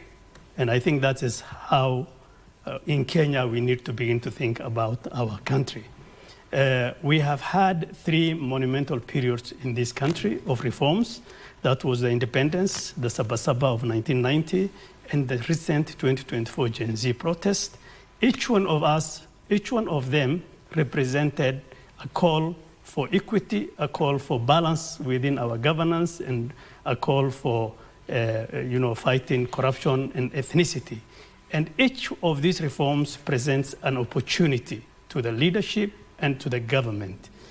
If I speak to the government, including myself, and here today I represent the county governments across the country because I am the only deputy governor and of course representing governors here, is to tell governments, including His Excellency the President, that we must begin to listen to the protests, the peaceful protesters, what they are demanding for, and we must be responsive to those things because it is an opportunity for us to do better, to build trust amongst our communities and amongst our citizens in this country.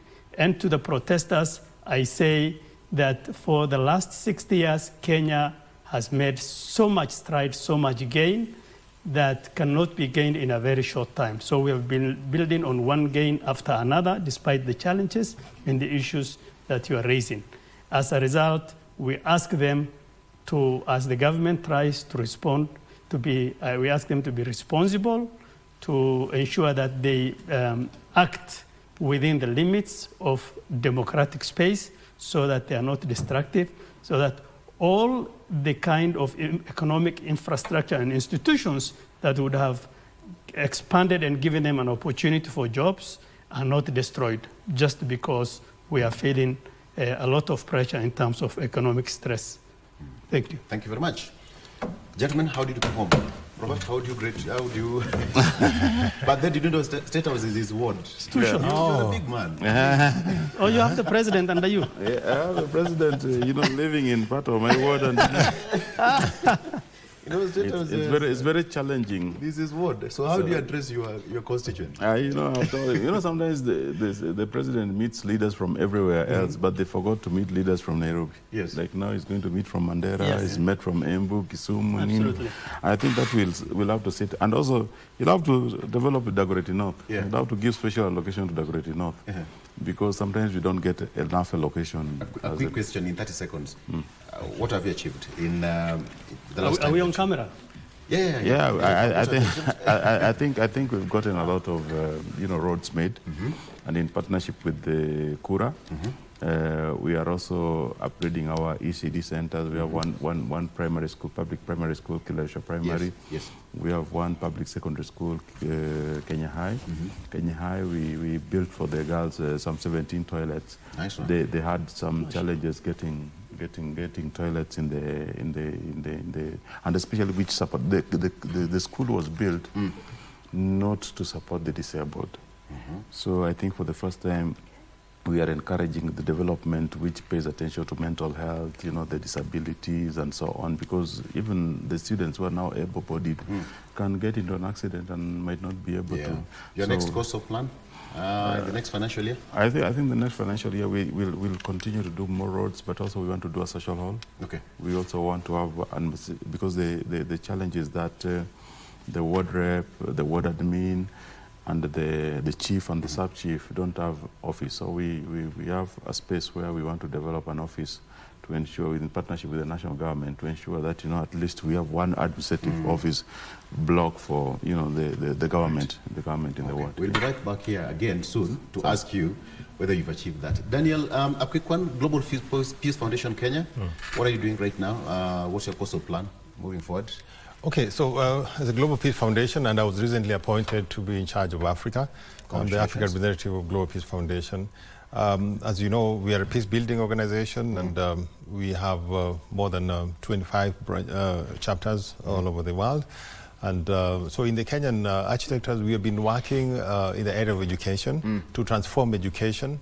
We are saying that education must enable us to be able to solve the problems of today. For what we are saying is that how do we work with the educators today in the classroom? Right now in the classroom we have millions of young people who are spending more time with teachers than with parents. You get my point? So can we work with these teachers so that these teachers can positively influence these young people so that the year 2050, we'll be talking about a new civilization. So for us to be able to have a better 2050, the Gen Zs of those days, how will they be behaving? In 2050, the Gen Zs who are in the streets today and the people in the class today will be the president, they'll be the MCS, we will be too old or dead. So we have an opportunity to catch them today and influence them, instill in them good values, better values, good characters, so that we are able to ensure that 2050, between now and 2050, is going to be much better, a new civilization. So we here today as leaders, we are crafting, we are curating a new civilization, between now and 2050. And so that's one of the things that we're doing, transforming education, environment. We are working with government, our patron is Dr. Manu Chandaria, planting trees to ensure that we meet that the national goal of having 15 billion trees by 2030. And other than that, we are talking about, of course, our politics. Right now, our politics is getting hot. Every year, as you know. Last time I was here was when we were doing the Kenya Daima. So every year, whenever we're going to our politics, we have to come back together and ensure that our politics it doesn't lead to our destruction. So we are entering that time again, where our politicians again become a risk to business, a risk to our national unity, a risk to progress. You get my point? So can we get our politics right? And we want to ensure that, again, early enough, we get civil societies working together with everybody so that, and also with IEBC, so that the 2027 election will be peaceful, will be free, democratic and fair, and so that we will not have another period of protest after the election 2027. So those are some of the things that we are looking forward to doing. Your plate is so full, Daniel. Yes. So full. All right. DJ, a quick one. Mandera, what can we... Well, the one that is very obvious is the free secondary education. Perfect. That we have introduced. We have over 35,000 beneficiaries of secondary students getting free education in Mandera County.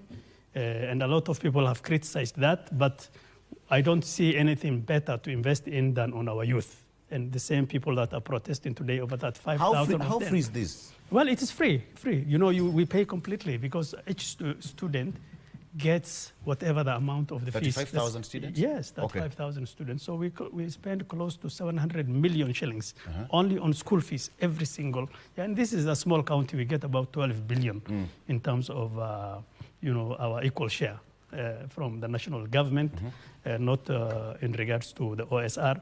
But that is a big gain for us in terms of education. And why we are doing that is part of our response to the demands of the youth. Because once we give our kids the opportunity to have at least that basic education without stress, then that really helps. And what that did is that parents used to go out and sell, because we're livestock herders, or our mainstay is livestock. We used to sell livestock. Animals like cows, goats, and ngamias. But now all of those are saved for the families. So which means now we are really contributing in a way to the economy of our communities. I mean, each student would have taken 3 or 4 goats per term. We save 10. Multiply that with whatever they produce. So you can imagine, and multiply that with the entire population of Mandera. So really, in a big way, we are putting money into the pockets of the Mandera people. Sometimes people, as usual, ask for LSOs, LPOs, and we give you the LSOs in the name of your students' fees. Yes. This is exactly what we tell them. In healthcare, we have done the same thing. We have done a major reform once we came in with His Excellency the Governor's guidance. And what we did is we have renovated and built over 100 primary healthcare facilities across the counties. We have upgraded all the sub-county hospitals to level 4, where now we have had a better, well-streamlined referral system across our healthcare system. The same thing with water, Department of Water. We have about 9 sub-counties. Each sub-county has gotten one major water infrastructure, close to above 100 million shillings each sub-county. And we have a lot of works in progress. We are looking at expanding these opportunities, especially with a focus on the youth and women going forward. So because we want to touch on very soft issues that these people are raising that touch on the economic part of it. But I also want to add, our focus generally is on the president and the national government. But I want to challenge also our colleagues at the county government to take up this challenge. The same challenges that our young men and women are protesting about, a large chunk of it can be actually resolved at the county level, because we have bigger population outside Nairobi. Thank you. Thank you very much. Gentlemen, I just love hearing stories from across the counties and the country. What is happening? Robert Alai, the gentleman representing the great people of Kileleshwa, where the president also resides as his constituents. As your voter, I think so. All right, thank you for coming. Daniel Juma Mondi, with the CEO of Global Peace Foundation Kenya, and His Excellency Dr. Ali Mali Mohamud, who is the Deputy Governor of Mandera. Gentlemen, asante sana for coming. A quick update that we have is that if you can get an alternative route to town or whichever part of the city you want to go, Ngong Road has been blocked at the City Mortuary, Valley Road blocked at DOD, State House Road blocked at Integrity Center. We also have Uhuru Highway blocked at Haile Selassie Roundabout, Mombasa Road blocked at General Motors, Thika Road blocked at Roy Sambu Roundabout, and finally Waiyaki Way is blocked at Kangemi Flyover. So if you can get an alternative route to get to the CBD, please make sure, but be cooperative to the security agencies. All right, that's where we wrap it up. Thank you so much. My name is Victor Lo. Have a good morning. Bye-bye.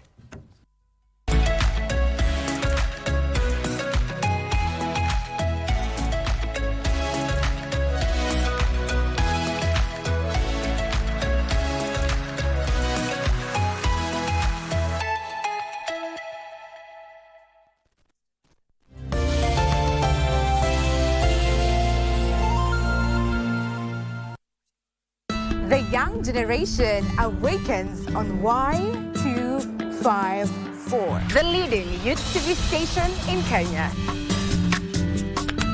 We treat you to current affairs, entrepreneurship, health, and human interest conversations. It's art, it's culture. Movies, gossip and trends, sports, Drama. We bring you a vibe like no other, straight to your living room. to keep you informed, inspired, entertained, and most of all, refreshed. We are such a vibe. Y254. Imagine.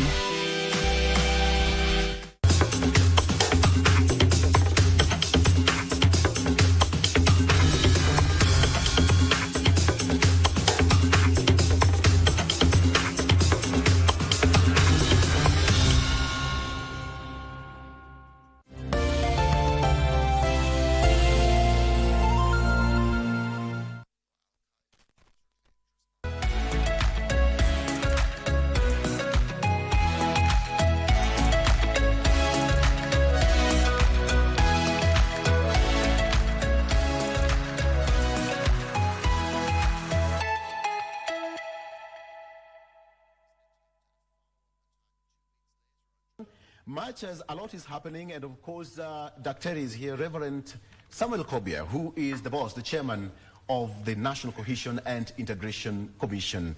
Dr. good morning. Good morning, Victor. Good to see you after... Why did you leave us? No, I didn't leave you. You left it without a notice, around. Dr. Thank you for having me today. Karibu sana. Victor, I'm happy to be here. Karibu sana. Asante. You are leading a commission that is, people say that is biased. Are you biased? First of all, how is NCIC doing? Well, I would say that NCIC is doing well. Right. And we are not biased at all. Are you sure? Yes. You know... convince us. When it comes to the opposition, they say that NCIC is biased in favor of the government. Yes. And there are many times that leaders in the opposition have come out and even tried really to discredit NCIC because they say it's on the side of government. On the other hand, you have on the side of government where again they say that NCIC is biased in favor of the opposition. And you have even heard us being discussed in the floor of, of one of the houses of parliament. Yes. And really saying that if they had power, they would disband the NCIC because NCIC is only attacking and summoning government people. So which of the two are right? Is right.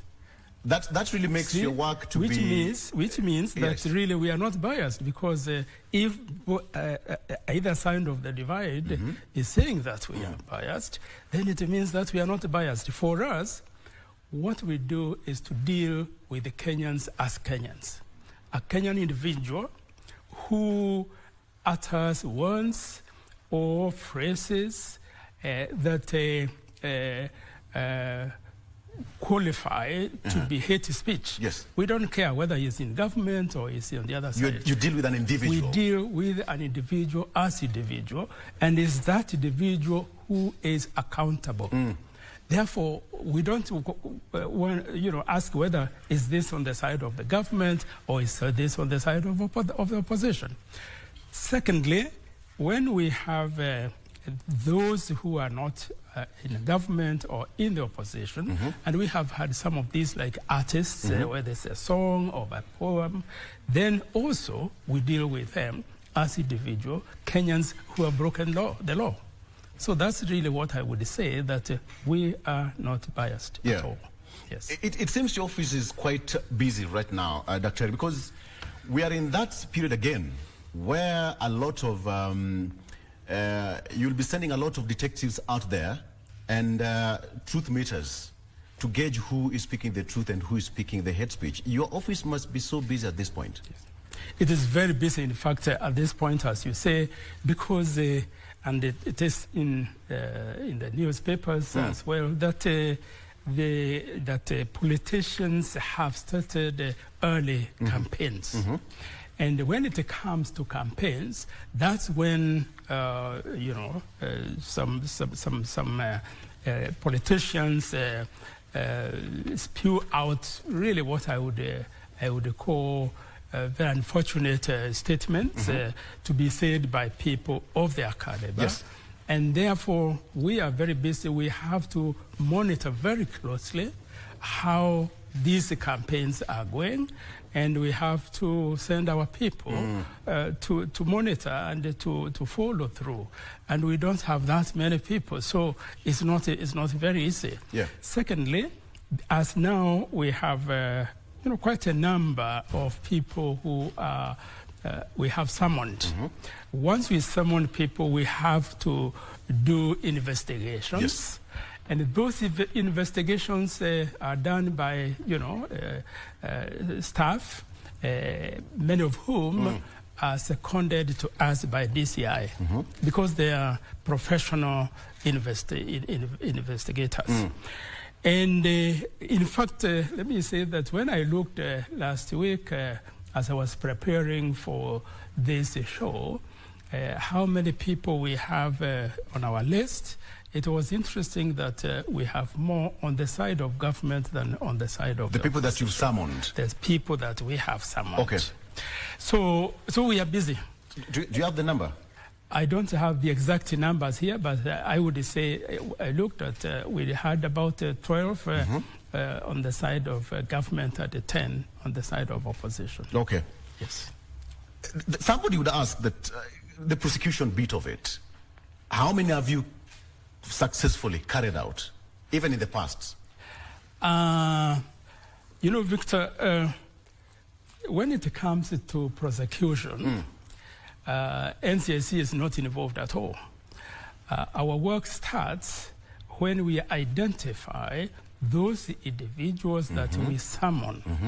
Once we summon them, they make statements, then we do investigations. When we do investigations, we analyze the information we have. If we are convinced that we have solid cases, then we hand over to the DPP. The DPP is the one who goes to court, and therefore it's between the DPP and the magistrates and the judges. But let me say that it hasn't been easy because when I took over this office more than 5 years ago now, I inherited cases from my predecessor, Speaker Hole Kaparo, who had also inherited some from his predecessor. Yes. So they take years. But when we came in, there's one thing that we did that has sped up the cases. We approached the Chief Justice, the Honorable Chief Justice Mother Koome, and she set up special courts for listening to cases that come from from us, of course, originate with us, and then to the DPP. And that has helped a lot. In fact, I would say that following the elections of 2022, the cases, most of the cases that we had that went all the way to court have been already done with, which is a record, really, because it used to take years. But now we work very closely with the DPP, and then the DPP and the courts. That's why now we have quite a speedy, in dealing with these cases. Okay, Dr. Tari, you've also, in the past, again, invited some of the politicians to appear before your commission, and they blatantly say that they will not appear before the commission. Yes. Do you think they're making you to be toothless? Not really, because those who do not appear, the Act gives NCIC power to recommend arrest. And that's also what you do. After how long? After we usually summon once and twice. After that, then that's when we recommend arrest. Right. And that has happened. Many who we have summoned, once we remind them and tell them that if this doesn't happen, if you don't come, you'll be arrested. So they have come. We have 2 cases now of those who did not honor our summons, and one of them is being actively pursued for arrest. Who are these people? The one that we have already recommended for arrest is Khalifa, I think, from Lamu. That's one that I remember off my head. Okay. Because twice he did not honor our summons. Yes. Again, that brings the question of why do you think Kenyans believe in the NCNC motto, one people, one nation, one destiny? A majority of Kenyans do. And I would say that the ordinary Kenyan does believe in our motto. And even those who might behave as if they didn't, I would say they all would want to see a Kenya which is united, a Kenya which is peaceful, and a Kenya where there is justice for all. Yeah. I think it's a motto that clearly appeals to the conscience of Kenyan people. Yes. Again, let's come back to the prosecution bit of it. I think in the past you've also called for some rights to be given prosecutorial powers as NCIC. Have you gotten that right up to now? There is no, but there is a bill in Parliament which actually has gone through a second reading. Okay.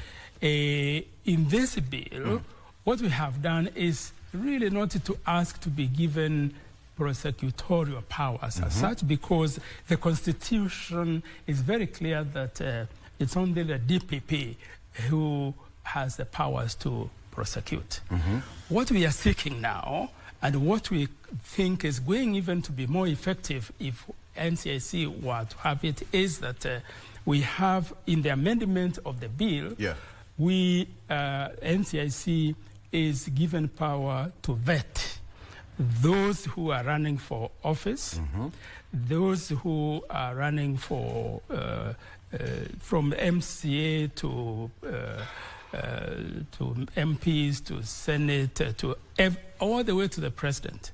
If we were to have those powers of vetting, to say that one would have to be cleared by NCIC before they can be allowed to run or even to be appointed to national But don't you think that will be clashing with the role of IBC, who is supposed to be vetting, or even the detectives who is supposed to be vetting the credentials and the background of a particular candidate? No, it will be a division of labor. Okay. Because you have EACC, which using Chapter 6 basically is allowed to vet people. Then you have IEBC, which deals with those who have violated the election, provisions. Now, in this case, we'll have NCIC vetting those that have been summoned because of hate speech or incitement to violence or discrimination on the basis of race or tribe or religion. So it's a different, and the DCI also vets those who have been, charged with the criminal offenses. So it's really a question of division of labor. So it will not conflict at all with the IEBC or with the EACC. Right. Doctor, I remember 4 years ago when we were on this same set, you said that your commission would do things differently. 4 years later, we are still here, Dr. We thank God we've met again. What have you done so differently? What are you doing differently to make Kenya a good place for all of us? I would say that what we have done differently is to strengthen and deepen our civic education, public education, helping Kenyans to appreciate the NCIC mandate, which is to help Kenyans not to discriminate on the basis, as I said, of race or ethnicity or religion. That's one. Secondly, we have engaged Kenyans very much, and this was on the run-up to the elections in 2022. You would remember, and at that time, as you say, when I was here, was actually the time we had started the roadmap to elections bila norma. Yeah. And this was welcomed by Kenyans, and since then we have created spaces and platforms that we are able to engage Kenyans of all stations and of all generations in terms of helping Kenya to be more peaceful and cohesive. Okay. So that's something we have done differently. The other thing we did differently, which I think I remember, Victor, yes, I had mentioned that we introduced what we called a wall of shame and a wall of fame. And when we did this, many Kenyans said, well, Kenyan politicians don't care, you know, whether they are even on the wall of shame. Actually, Kenyan politicians do care. That's what we realized, because the hate speech reduced significantly when we introduced the wall of shame.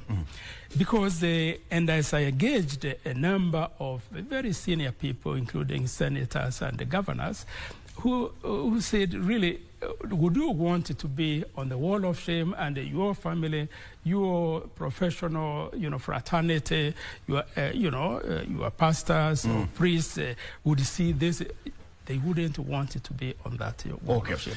And that is why, as I say, there was a considerable reduction of hate speech on the platforms.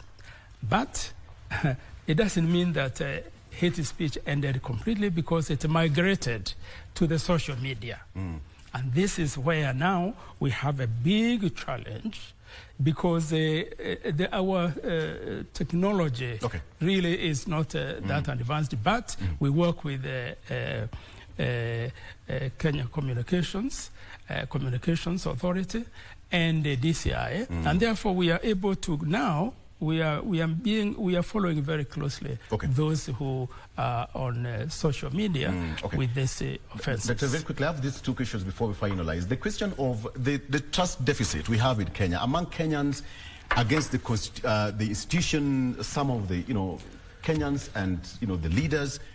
Does this really worry you? Yes, it does worry us actually, Victor, because in our study, we have established that the impediments to a peaceful, cohesive Kenya, top of the 5 impediments is lack of trust, trust deficit. Kenyan, don't trust each other. In communities, Kenyans don't trust their institutions. And especially when there is a lack of trust of an institution like IEBC. Yes. It means that the results that IEBC announces will not be immediately trusted by Kenyans. So that is why it worries us. Secondly, if Kenyans don't trust the police, then again, what the police does will not, Kenyans will not believe that that is is the truth. And if Kenyans don't trust also an institution like NCIC, it means that things that we do, they might not have faith in. But I would like to say that according to the study that we made, Kenyans trust NCIC very much. In fact, on Saturday, I was very pleasantly surprised in a shopping mall when a lady, I would say maybe in her 50s, stopped me and they said, "Chairman, we wanted to say how very much we appreciate your work. And we want to tell you that Kenya is peaceful, thanks to NCIC. And very many times, of course, because my face is in the public, I do have such interactions with the Kenyans. So I would say, yes, Kenyans trust NCIC. Okay. And finally, Dr. You recently held Amani Club AC Writing Awards at your headquarters. What was it all about? Perhaps in 30 seconds? Yes. NCIC started together with the Ministry of Education Amani Clubs, which are clubs that are mostly in high schools. And one of the ways that we want to make young Kenyans imbibe a culture of patriotism, a culture of democracy, etc., at a very early age. That is what it is. Every year we have an essay writing, and this year we had essay writing. That's the one that you are talking about, and it's about inclusivity. How what can be done to be more inclusive as a country and as communities. So that is the inclusivity is what we had. Dr. On a lighter note, there's a lady here called Karen Amunga asking, Dr. went to the shopping mall, so you go to the shopping as well. Yes, I do. I think she's just wondering what you went to do in a shopping mall. Did you carry a basket? Did you push a trolley? I didn't carry a basket. Out of curiosity. I was with my wife. Okay. All right, Dr. Thank you so much. We hope that even as we head towards election, it's going to be quite tough for you. But you have quite a tremendous job to do so that you keep our country safe and peaceful. Dr. thank you so much. Thank you very much for having me, Victor. And see you soon. I appreciate it. Thank you so much. That is Reverend Dr. Samuel Kobia, who is the chair of the National Cohesion and Integration Commission. Let's take a break.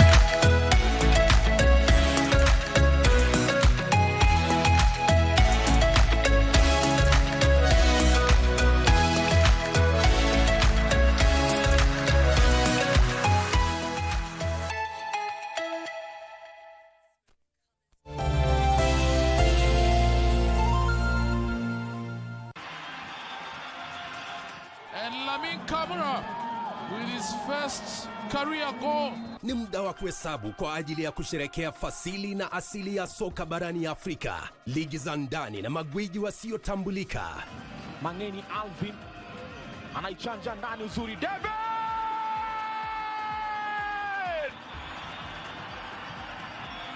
Michuano ya CAF ya mataifa ya Afrika 2024 ni njia ya kuzindua kupanua mtandao wa wachezaji ulimwenguni. Timu itakayoshinda itazawadiwa dola za Marekani milioni 3.5 pamoja na kujivunia kulinyanyua kombe hilo. Pata manufaa zaidi kutoka kwa CHAN 2024 mubashara na kipute cha kipekee kwenye runinga ya KBC Channel 1, mwenzio wa dhati michezoni.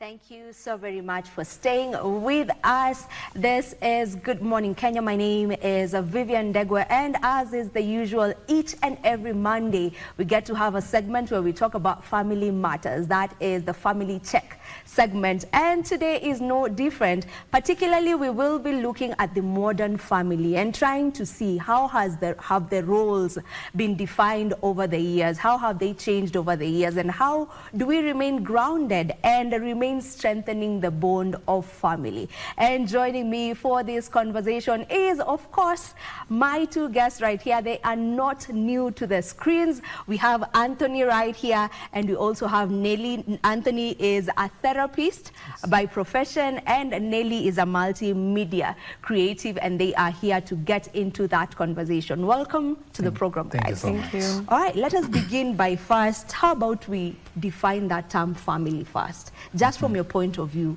what is a family? Let me begin with you. Family is, say, two or more persons who are either related either by birth, either by marriage or by adoptions, and are living together. Yes. That's a family. Yes. What would you say a family is? So traditionally, we know a family to be like maybe a father, a mother, and children. But right now, families could be a mother and children, could be a father and children, could be a grandmother and children. Yeah. So clearly, over the years, depending on what you've just said, the roles have changed. And the term family has actually changed because, you know, back in the days, families used to be that nuclear family. There's the mother, children, mother, father, children. Even in school, when you're told to draw a family, you have to draw the father, you have to draw the mother, and then put one or two children there for you to get that tick, right? But right now, I'm sure even the syllabus has to be tweaked a bit because when you put that in an exam, and there's a child who just puts the mother and children, and there's another one who puts father and children, and another one puts mother, father, children. They're still supposed to get that tick as well. So we now have more single family homes, you know, single moms, single fathers. So how do you feel the roles have changed? Personally, I feel like when you talk about roles, traditionally, we used to believe, now let me talk about this in aspect of mother, father, and children. Traditionally, what used to be believed is that the father is the one to be the one providing, the mother is the one to be the caregiver of the children. That is what traditional perspective has put according to the traditional perspective. Now, you see, nowadays, it has changed over time because now you see, you can't tell me that I will only be focusing on what the tradition says about these roles in this family. Number one, for example, say I am the father and say I am working and maybe my wife is working, but now for me as a father, it reaches a point I need to study, like nisome ningie ni further my studies. Maybe nilifanya diploma. I need to do my degree. You see, now that will mean that I'll have to take part-time job. And that will mean that if my wife is working, she will have to take charge in some of the responsibilities. But nowadays, we live in a society whereby I would say women expect that, you see, when we are getting into a relationship, it is the man to do 100 in this particular situation. I'm talking specifically about when it comes to bills. Yes, to bills. But realistically, you see, we have our goals, we have our values, we have things we want to achieve. And would you say just because I need to further my education and I have communicated to you that I need to advance my degree or master's or something like that, and you as the woman, you're working, so I'll have to take part-time, and part-time means now my salary, if it was 50,000, it won't be the 50,000 as it was. You're now earning less. Exactly. So it means that now when it comes to, if I was the one paying the school fees, the rent and all that, itafika mahali kuya be challenging. So you as my wife will have to do 1 or 2, 3 things here and there. You'll have to be the caregiver and you'll have to be the provider at some point. It doesn't mean... It doesn't mean... No, let me finish. Let's assume you're the wife. Let me finish. I'm troubled because let me finish. Men want a traditional wife but do not want to be a traditional husband. If you want your woman to come and help, you know, financially, then also be open to come home early and wash utensils and cook for the kids. You don't want me going to work to come back at 6, provide for the house, and then also come and you know, cater to your needs as a wife and as a mother, you also have to chip in. You say the same way I chip in financially. You also chip in with work. That's okay. It's not okay for many men. No, it's you, okay. Are you open to it yourself? Yes, I am Maybe open to it. just you. Not only me. You see, let me just say this. Go ahead. You know, when we talk about family, yes, the two of you are the priority in you wawili. Yes, Hata kama mko na watoto, at the end of the day, both of you come first. Of course. It doesn't matter whether you have other family members and stuff like that. So you won't tell me that I will now go as per what my tradition says. Now, let's say, for example, if you're my wife and you get pregnant, does it mean that now you'll be going to the kitchen and doing all that stuff and I won't be helping? You should be There are helping. men who are doing that. There are men who actually stand firm in the traditional perspective of a man is not supposed to go to the kitchen. A man is not supposed to be the caregiver. No. But nowadays, we are in the modern perspective and you need to embrace, as men who are watching and you are in that mindset of living in the traditions and what the culture says. My culture inasema mwanamume hafai kukanyangisha mguu kitchen. Mimi sifai kuchange mtoto wangu diaper. But nowadays, you see, both of you, mko hapo na bibi yako. It doesn't matter what your family says, ati sasa mmekuja, family members wamekuja kuvisit, wanapata mwanamume yako kitchen. Mama ya kijana anakuuliza, kwani umekaliwa kiasi gani? But it doesn't mean that should be the case. We should erase that mentality as a society. We erase that mentality completely, that now you see, when you both of you in that family, in that relationship, if it's the mother, the father and the child, the mother and the father are the priority and you need to help each other.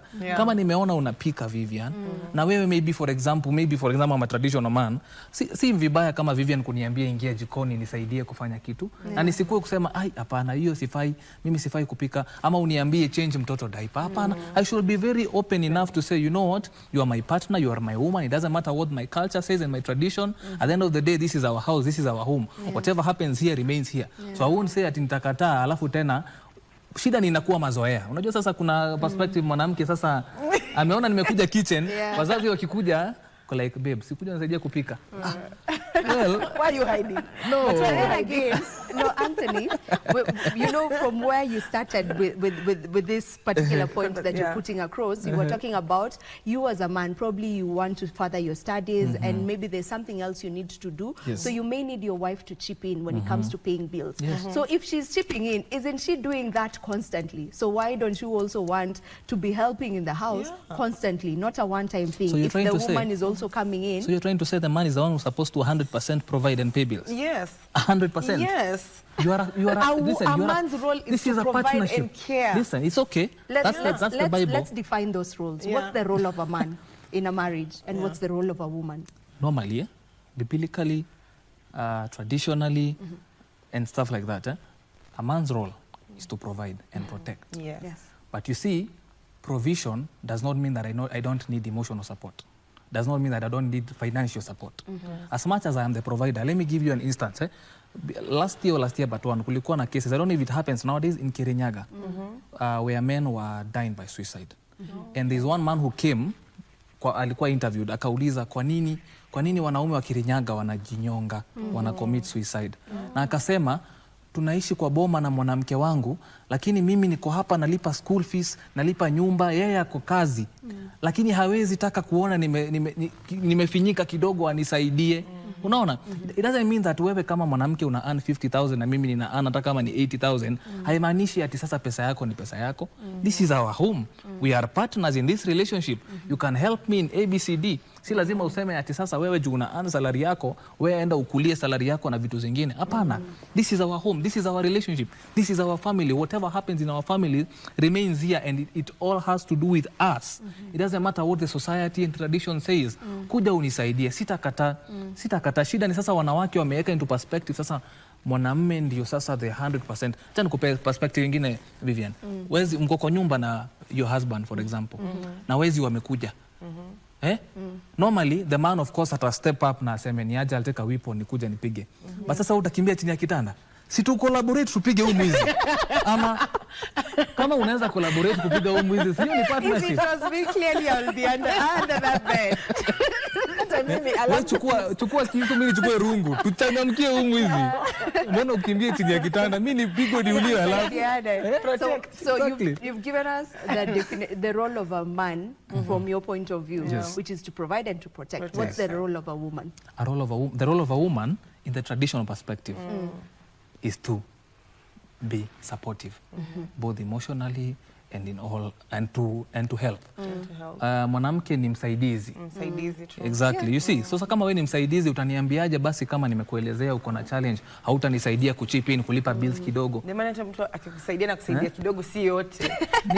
Unaona sasa ni sawa kusaidia lakini unajua kuna wanawake hawatasaidia.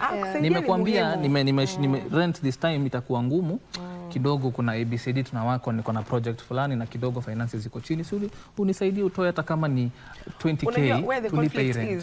Ni wewe unataka usaidiwe financially, unaona ikiwa sawa, lakini zile roles zenye mwanamke anafanya kwa nyumba hutaki kumsaidia, unaona hizo ni za mwanamke, like you don't want to take part. That is wrong. Like typically in like an average Kenyan home, mimi hata mimi where I grew up in my home, mimi sikuwa imuona my dad akifanya hizo kuosha, sijui kufanya nini. Never used to do. From a point of view, Nelly, what's the role of a man and what's the role of a woman? The role for a man for me is obviously to provide and protect and to, he's the head of the family. So yeye ndo anapatia your family direction.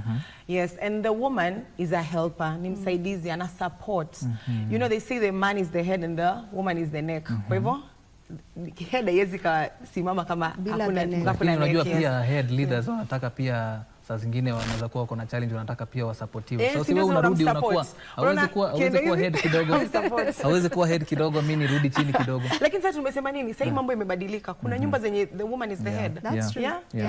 But then wanasemanga not all men are leaders. That's true. So siku kuna family where the woman is the leader of the family and the arrangement works for them. But I feel like specifically to you, Nelly, the problem is you do not really want, or maybe if you're speaking to other women, there's a particular kind of women who are not open to chipping in when it comes to finances because they truly believe that that is the role of a man. But I also had someone else, I think, on the show some time back. It was actually a couple, and the woman said, when you get married, everything marries together. So there's nothing like it's my money and it's your money. Everything marries together. The moment you get married, even the finances should marry. Kwa hiyo mnakuwa na one pot where you put in, you bring in your 100,000, I bring in my 150, but it's from one pot. And they were advising that that's the only way for a marriage to remain strong. Me, I beg to differ. Me, I beg to differ. I feel like the arrangements are different. Whatever works for you, works for you. Me, my parents have been together, you know, miaka zote until my dad died last year. And my mom never worked a day in her life. She just like took care of the family and the children. So from her pot, it was like financially, of course, a zero. And it worked out for them. I feel like right now, that arrangement might not even work for Anthony maybe, or a man right now in the modern, you know, they will want you to at least work. So I feel like it just depends on the two of you. What are your values? What do you know, what vision yenu ni nini kwa your marriage? Like, what's the arrangement? You know, because like nowadays we've seen women working and the husband is not working and they are having children and they are very much okay. They are very much okay. There's no problem. So when it comes to matters like that, like matters of finances, it just depends on the two of you. What have you agreed? You know, me saa zingine wanajiuliza, it depends on you as an individual. What do you value the most? You know, like right now maybe I am working, I'm a CEO, I have money, and I just value the family setup. I want a man in the house. I want to have children. So money for me is not really a factor. I wouldn't be like, I want someone who earns now 550 because I'm earning 400. You know, maybe hata nikipatana na mwenye ana earn 50, tunasikizana tu. Yeye anapika watoto shuleni jioni.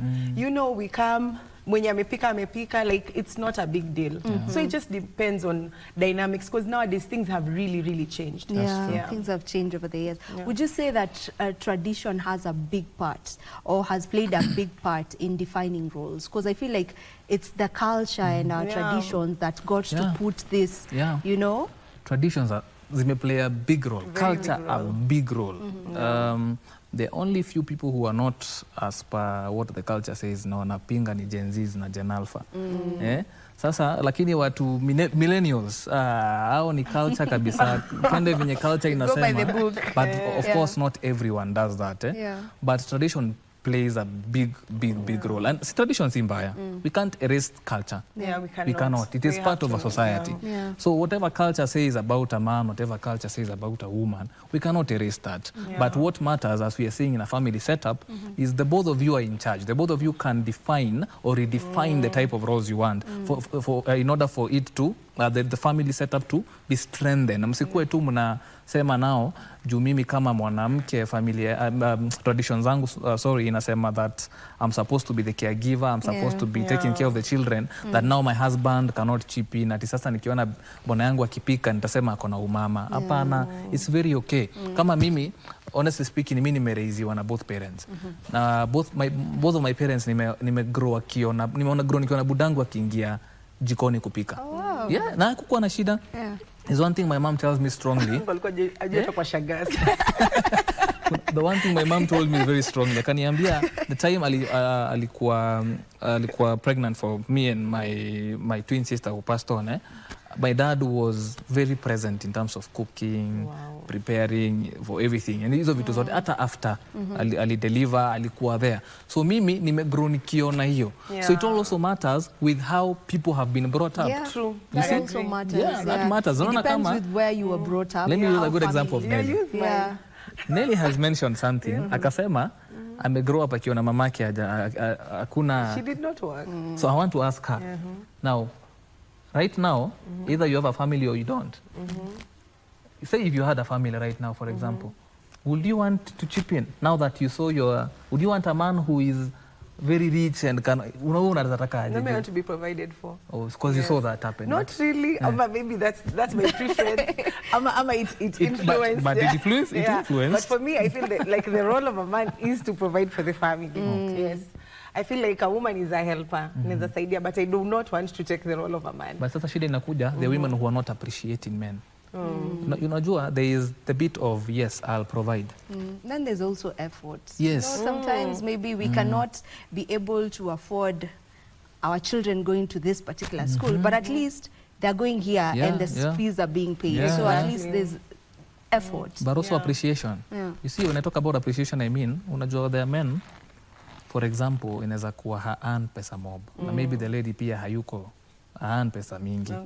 But maybe jioni the man has come with something small, but the woman does not see it as something. Na anaanza kusema, sasa you see, sasa wewe ni umeshinda the whole day na umekuja na hii. What is this now? Hii itatulishaje na watoto wetu ama mtoto wetu huyu? You see, that now diminishes a man. Na anamfanya kwe afeel vibaya, hata hana moral. And that now is what makes now men go to that extent of now contemplating suicide. And it becomes a major challenge. Yeah. When we look at roles, and how they were defined, from the beginning or back in the days, considering our culture, the woman was most of the times the woman was at home. She was the one who's taking care of the home. She was the one who was looking after the children and whatnot. And even maybe if you ask around, especially children who were brought up by boomers, that's mostly millennials, right? You'll find them saying that they really didn't get to interact with their dad as much. Most of them, the dad wasn't really home because they were outside maybe working towards providing, ama yako inje na mabeshte zake or whatever. Most of them, you'll hear them saying, maybe my dad wasn't as present. He was our dad at home, yes, and he used to pay for everything and we were okay, but they were not as present in their lives, So do you feel like that is also being redefined? Do you feel like more men now, I wouldn't say taking responsibility because they still took responsibility, but then now take time to have time with their children, you know? You don't just come usiku saa zile wamelala and asubuhi ushatoka, you find time with them, maybe Sundays go out. Do you feel like more men are trying to do that? In psychology we say, parents parent from a point of trauma. Either us or our parents, they parented us from a point of trauma. And I say a point of trauma, what I'm trying to say is what you didn't get growing up. What they didn't get or what we didn't get, we want to make sure our children get. Or what we got, we want to make sure now our children get better. And now that becomes now a major challenge. So that plays, that's a factor. How is it a challenge? Is it not something that is actually like fueling you?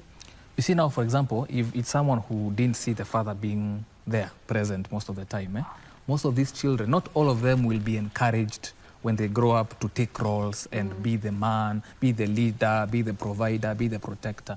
Most of them now will actually, now vice versa, now because of the trauma, because you see now that is unit trauma, that's childhood trauma. They didn't, and you know, every child needs that parental love, parental presence. So if they didn't see that, most of the time you don't expect them to be present, and if they are present, they will be present, but well, not that much. Na wenye watakuwa present juu wamejikakamua na wamejipatia the effort. Yeah. Do you feel it's changing? Like, are we having more men, you know, being present?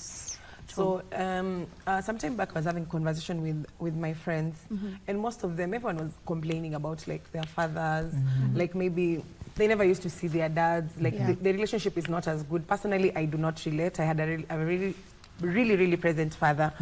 And I feel like right now, if you grew up with a father like that, you do not want to be the same. You want to be more present. I feel like Sai dads are more present. They are more involved in their children's life than that time. Because that time I feel like they used to see children like awa ni watoto.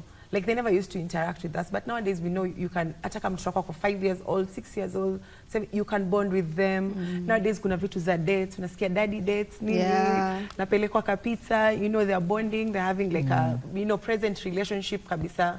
Yeah, exactly. Yeah, so that's also being redefined. Yeah, we can say that is also being redefined. And it's for the better, if you ask me. I feel like it's for the better because I feel we all need to have that relationship, you know, with both, with both parents. As we almost come to a conclusion, let's conclude it with us trying to see the best way to strengthen the bonds in families right now. And also, as we say that, also have in mind that we have more growing single parenthood homes now than they were back in the day. Okay, the major one I would say is open communication. You see now when you communicate what you, like for example, if there's something you want done and you're open to communicating and say, you know what, I think I'm not comfortable with this, I would want you to maybe help me in this and stuff like that, that would really help. When you talk now about single parenting, now that is a pandemic that is currently happening most of the time. Most people right now in this generation are single, either single fathers or single mothers. Sana single mothers. And now that becomes a challenge. Now that becomes a challenge if it's a lady or it's a woman raising a boy child. You can imagine, can you see that challenge there? I definitely see a woman raising a boy child. As a woman, I don't know what makes a man. You need a man to guide. Now that becomes a challenge. Now unapata if it's now the single parent who is a lady, and I instill the feminism in this man, I mean this boy who is growing up to become a man, without now that knowledge and understanding of how it should be. We also need to have more conversations about co-parenting. I feel like we need to encourage men to be more present. In arrangements where there's a single mom raising kids, and ata umesamati, like you're raising a boy child, you don't know how to, you know, make them be like a man, they'll be more feminine. I feel like even a girl child needs their father. That's true. Like, it's really important to have both your parents. There's what you get from your mother that is unique, and there's what you get from your father that is unique. So even in arrangements where, you know, there's like separation or people are apart, I really think that there's a need to encourage the other parent, when you are away from the kid, to really be present, like physically present and emotionally in the life of the child. I agree with you on that, and I feel like that's a really, really good way of putting a cap to this conversation. Even if you're not together as parents, please just be there for the children. Find ways of you co-parenting just to ensure that the child grows up with both your love. Thank you so much, Nelly. Thank you so much, Anthony, for joining us for this conversation. And this is where we call it a wrap right here on the show this morning. This has been a family check, and we usually do this each and every Monday. So be sure to tune in next week on Monday for another very interesting and engaging conversation. My name is Vivian Dagwa. Do enjoy the rest of your viewing. Goodbye.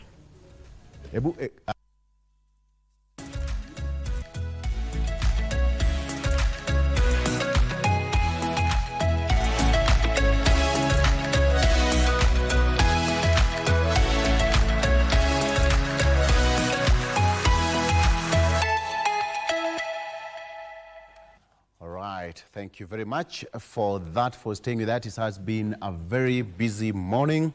Of course, we've given you all the interviews that you needed to understand and what's happening across the country. It's a very chilly and rainy day here in the capital city, that is Nairobi.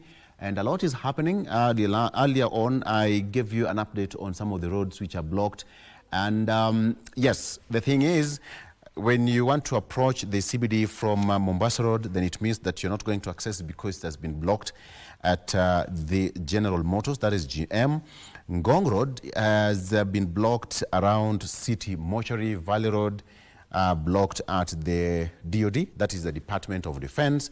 We also have State House Road blocked at the Integrity Center, not so far away from that is along Valley Road again. We have Uhuru Highway blocked at Haile Selassie roundabout. Mombasa Road, that is blocked at General Motors, and now some of the motorists are now forced to go through industrial area to get access to the Central Business District. Thika Road blocked at Roysambu roundabout, and finally Wayaki Way blocked at Kangemi flyover. And of course there's another one just at the Westlands roundabout. That is what's happening. It's a very chilly morning here in the city. And a quick update in as far as the issue is concerned. Remember, the Nairobi woman representative, that is Honorable Esther Passaris, had the Public Order Amendment Bill 2025, which was supposed to be tabled in Parliament for debate. And now, 1 hour ago, Esther Passaris, that's the woman rep Nairobi, says that she's posing the Public Order Amendment Bill 2025, saying that, and let me just read that statement, that a time for reflection and responsibility as Kenya commemorates Sabasaba, a day rooted in our struggle for democracy and justice. I wish to respond to the call by the National Council of Churches of Kenya, that is NCCK, and other voices of concerns. She says that I have decided to pause the pre-publication process of the Public Order Amendment Bill 2025 to allow for national dialogue and wide public engagement, that is public participation. This is an invitation to co-create legislation that safeguards constitutional freedoms while also ensuring public order. Last but not least, she says that she thanks NCCK for its bold stance in defending civil liberties, but also challenges the religious institutions to raise the moral bar of public discourse. And finally, she said that a just society is not just built by force or fear, but by accountability on all sides, from citizens to state officers. It is my hope that this conversation will shift from confrontation to collaboration. As we honor the spirit of Sabasaba, let us move forward, not in anger, but in shared accountability, each of us doing our part to secure Kenya's promise of prosperity. God bless Kenya. God bless her people. That is a statement from Esther Passaris. Remember that Public Order Amendment Bill was meant to create some order when it comes to the issue of protests on where some of the protected areas, including Parliament, State House, police stations, etc., etc. And now she said that she's made a pause on that amendment bill to pave way for a conversation. My name is Victor Lo. Thank you so much for watching. Remember to stay safe wherever you are. Remember, it is not a public holiday. That is according to the Godfrey Ruku, that is Cabinet Secretary for Labor. He said yesterday that everybody should go to work. So if you're going to work, please go to work. And this is my plea to the police officers. Yes, there is an order. And I think it's just fair that if someone introduces him or herself that he is a public officer, then that person should be allowed to go to work. Stay safe. I'm Victor Lo. Have a good morning. Bye-bye.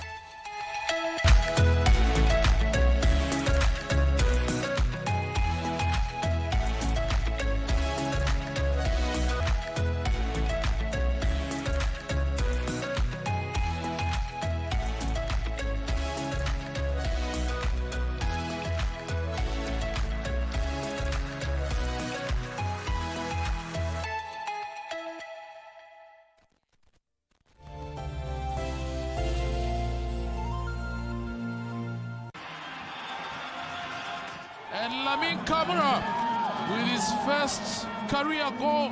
Ni muda wa kuhesabu kwa ajili ya kusherekea fasili na asili ya soka barani Afrika, ligi za ndani na magwiji wasiotambulika. Mangeni Alvin anaichanja ndani uzuri, David!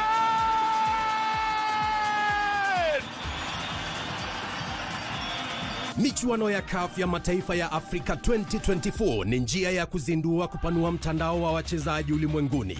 Timu itakayoshinda itazawadiwa dola za Marekani milioni 3.5 pamoja na kujivunia kulinyanyua kombe hilo.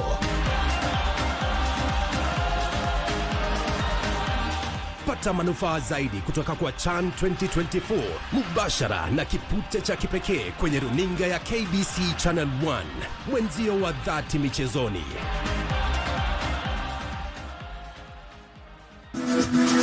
Got the fear of missing out? Want to keep up with all the latest entertainment news and latest celebrity gossip?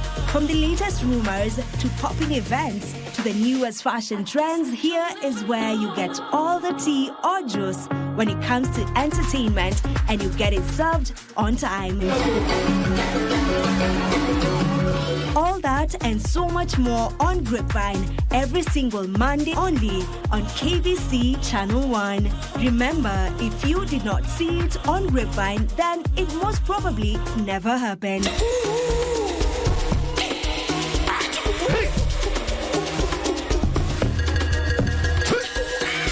In a world where news is ever changing, staying informed is more important than ever. Join us every week on News Check, your go-to show for the latest in current affairs, breaking news and in-depth analysis. A warm welcome to KBC News Check. From politics to global events, we bring you content that matter to you. We're not just speaking about the governance and how we want to see it, but want to actually participate. Get your facts, hear from the experts, and really understand what is happening around you. We need to change our system first. You have to do the impossible to make sure the message is home. Stay ahead, stay informed, stay engaged. Will these people, everybody agree? Just listen to me. Let's give him a chance to clear the air. Catch News Check every Tuesday and Wednesday from 10 a.m. to 12 noon. Only on KBC Channel 1.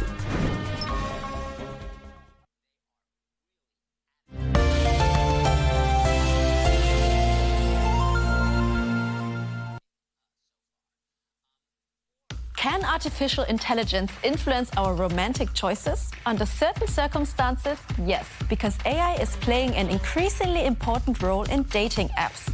We'll take a closer look at what that means exactly. Plus, how does artificial intelligence get hacked and misused for criminal purposes? And it is becoming increasingly difficult to distinguish between what's real and what's fake. We tell you what to look out for and what tech companies are doing to protect us from fake videos and images. These are the topics that are moving the tech world.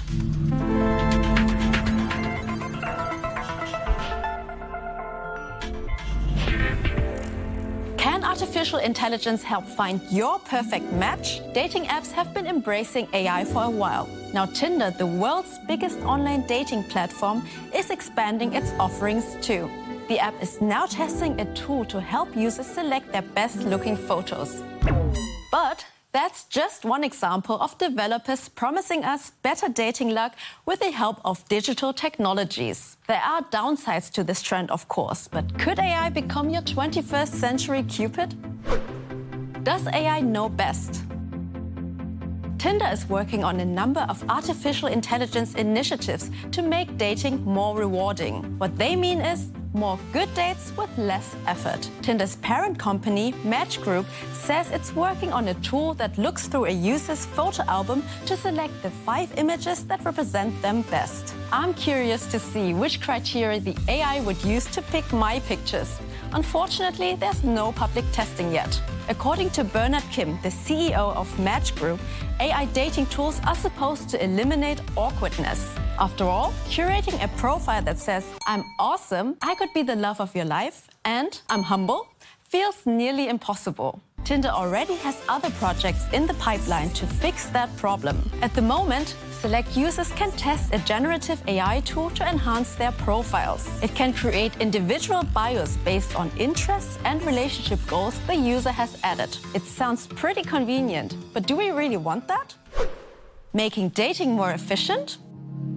According to a recent study conducted in the UK, only a third of dating app users would be open to using AI to enhance their profiles. Putting yourself out there seems to be a job that's a little too delicate for AI to handle. But the users surveyed had nothing against using AI in other parts of the dating process. 75% of all dating app users said they would explore using ChatGPT to deliver the perfect opening line. With people being willing to use AI to improve their chances in the dating world, app developers are coming up with new ideas. Dating app Teaser AI, for example, lets you chat with an AI version of someone before you swipe right or left on them. And with Blush, you can work on your relationship and intimacy skills by flirting with the app's chatbots. Other companies are working on bots that even do the swiping and initial banter for you automatically.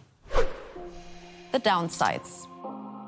Many AI models currently store the information users give them on servers in order to keep on learning and ultimately improve a user's experience. But when it comes to love, you're no doubt going to get personal. And that means giving up a lot of intimate information. So even if platforms like Tinder promise to not give your data to third parties, for hackers it's a very tempting target. If your private data falls into the wrong hands, there's huge potential to cause you harm. And then there's the issue of romance scammers. These are criminals who feign romantic interest to gain the victim's affection. They then use that goodwill to get the victim to send money under false pretenses or to commit fraud. According to the US security organization FBI, victims from such scams in the United States reported financial losses of almost $740 million in 2022. Experts argue that AI could supercharge these wrongful practices and enable criminals to carry out tailored and automated scams on a huge scale. What do you think? Will AI make online dating even more difficult? Or will we all benefit from an AI-induced ego boost? Let us know. Hacked AI can cause you harm by stealing your private data, for example. But how can these systems even be hacked and exploited for criminal purposes? Here's what you need to know. In August, hackers got together at DEF CON, the annual hacker convention in Las Vegas. They tried to make AI systems act in harmful or even criminal ways. Such hacker groups called red teams are essential in finding security flaws in software, which are then reported back to the developers. In the age of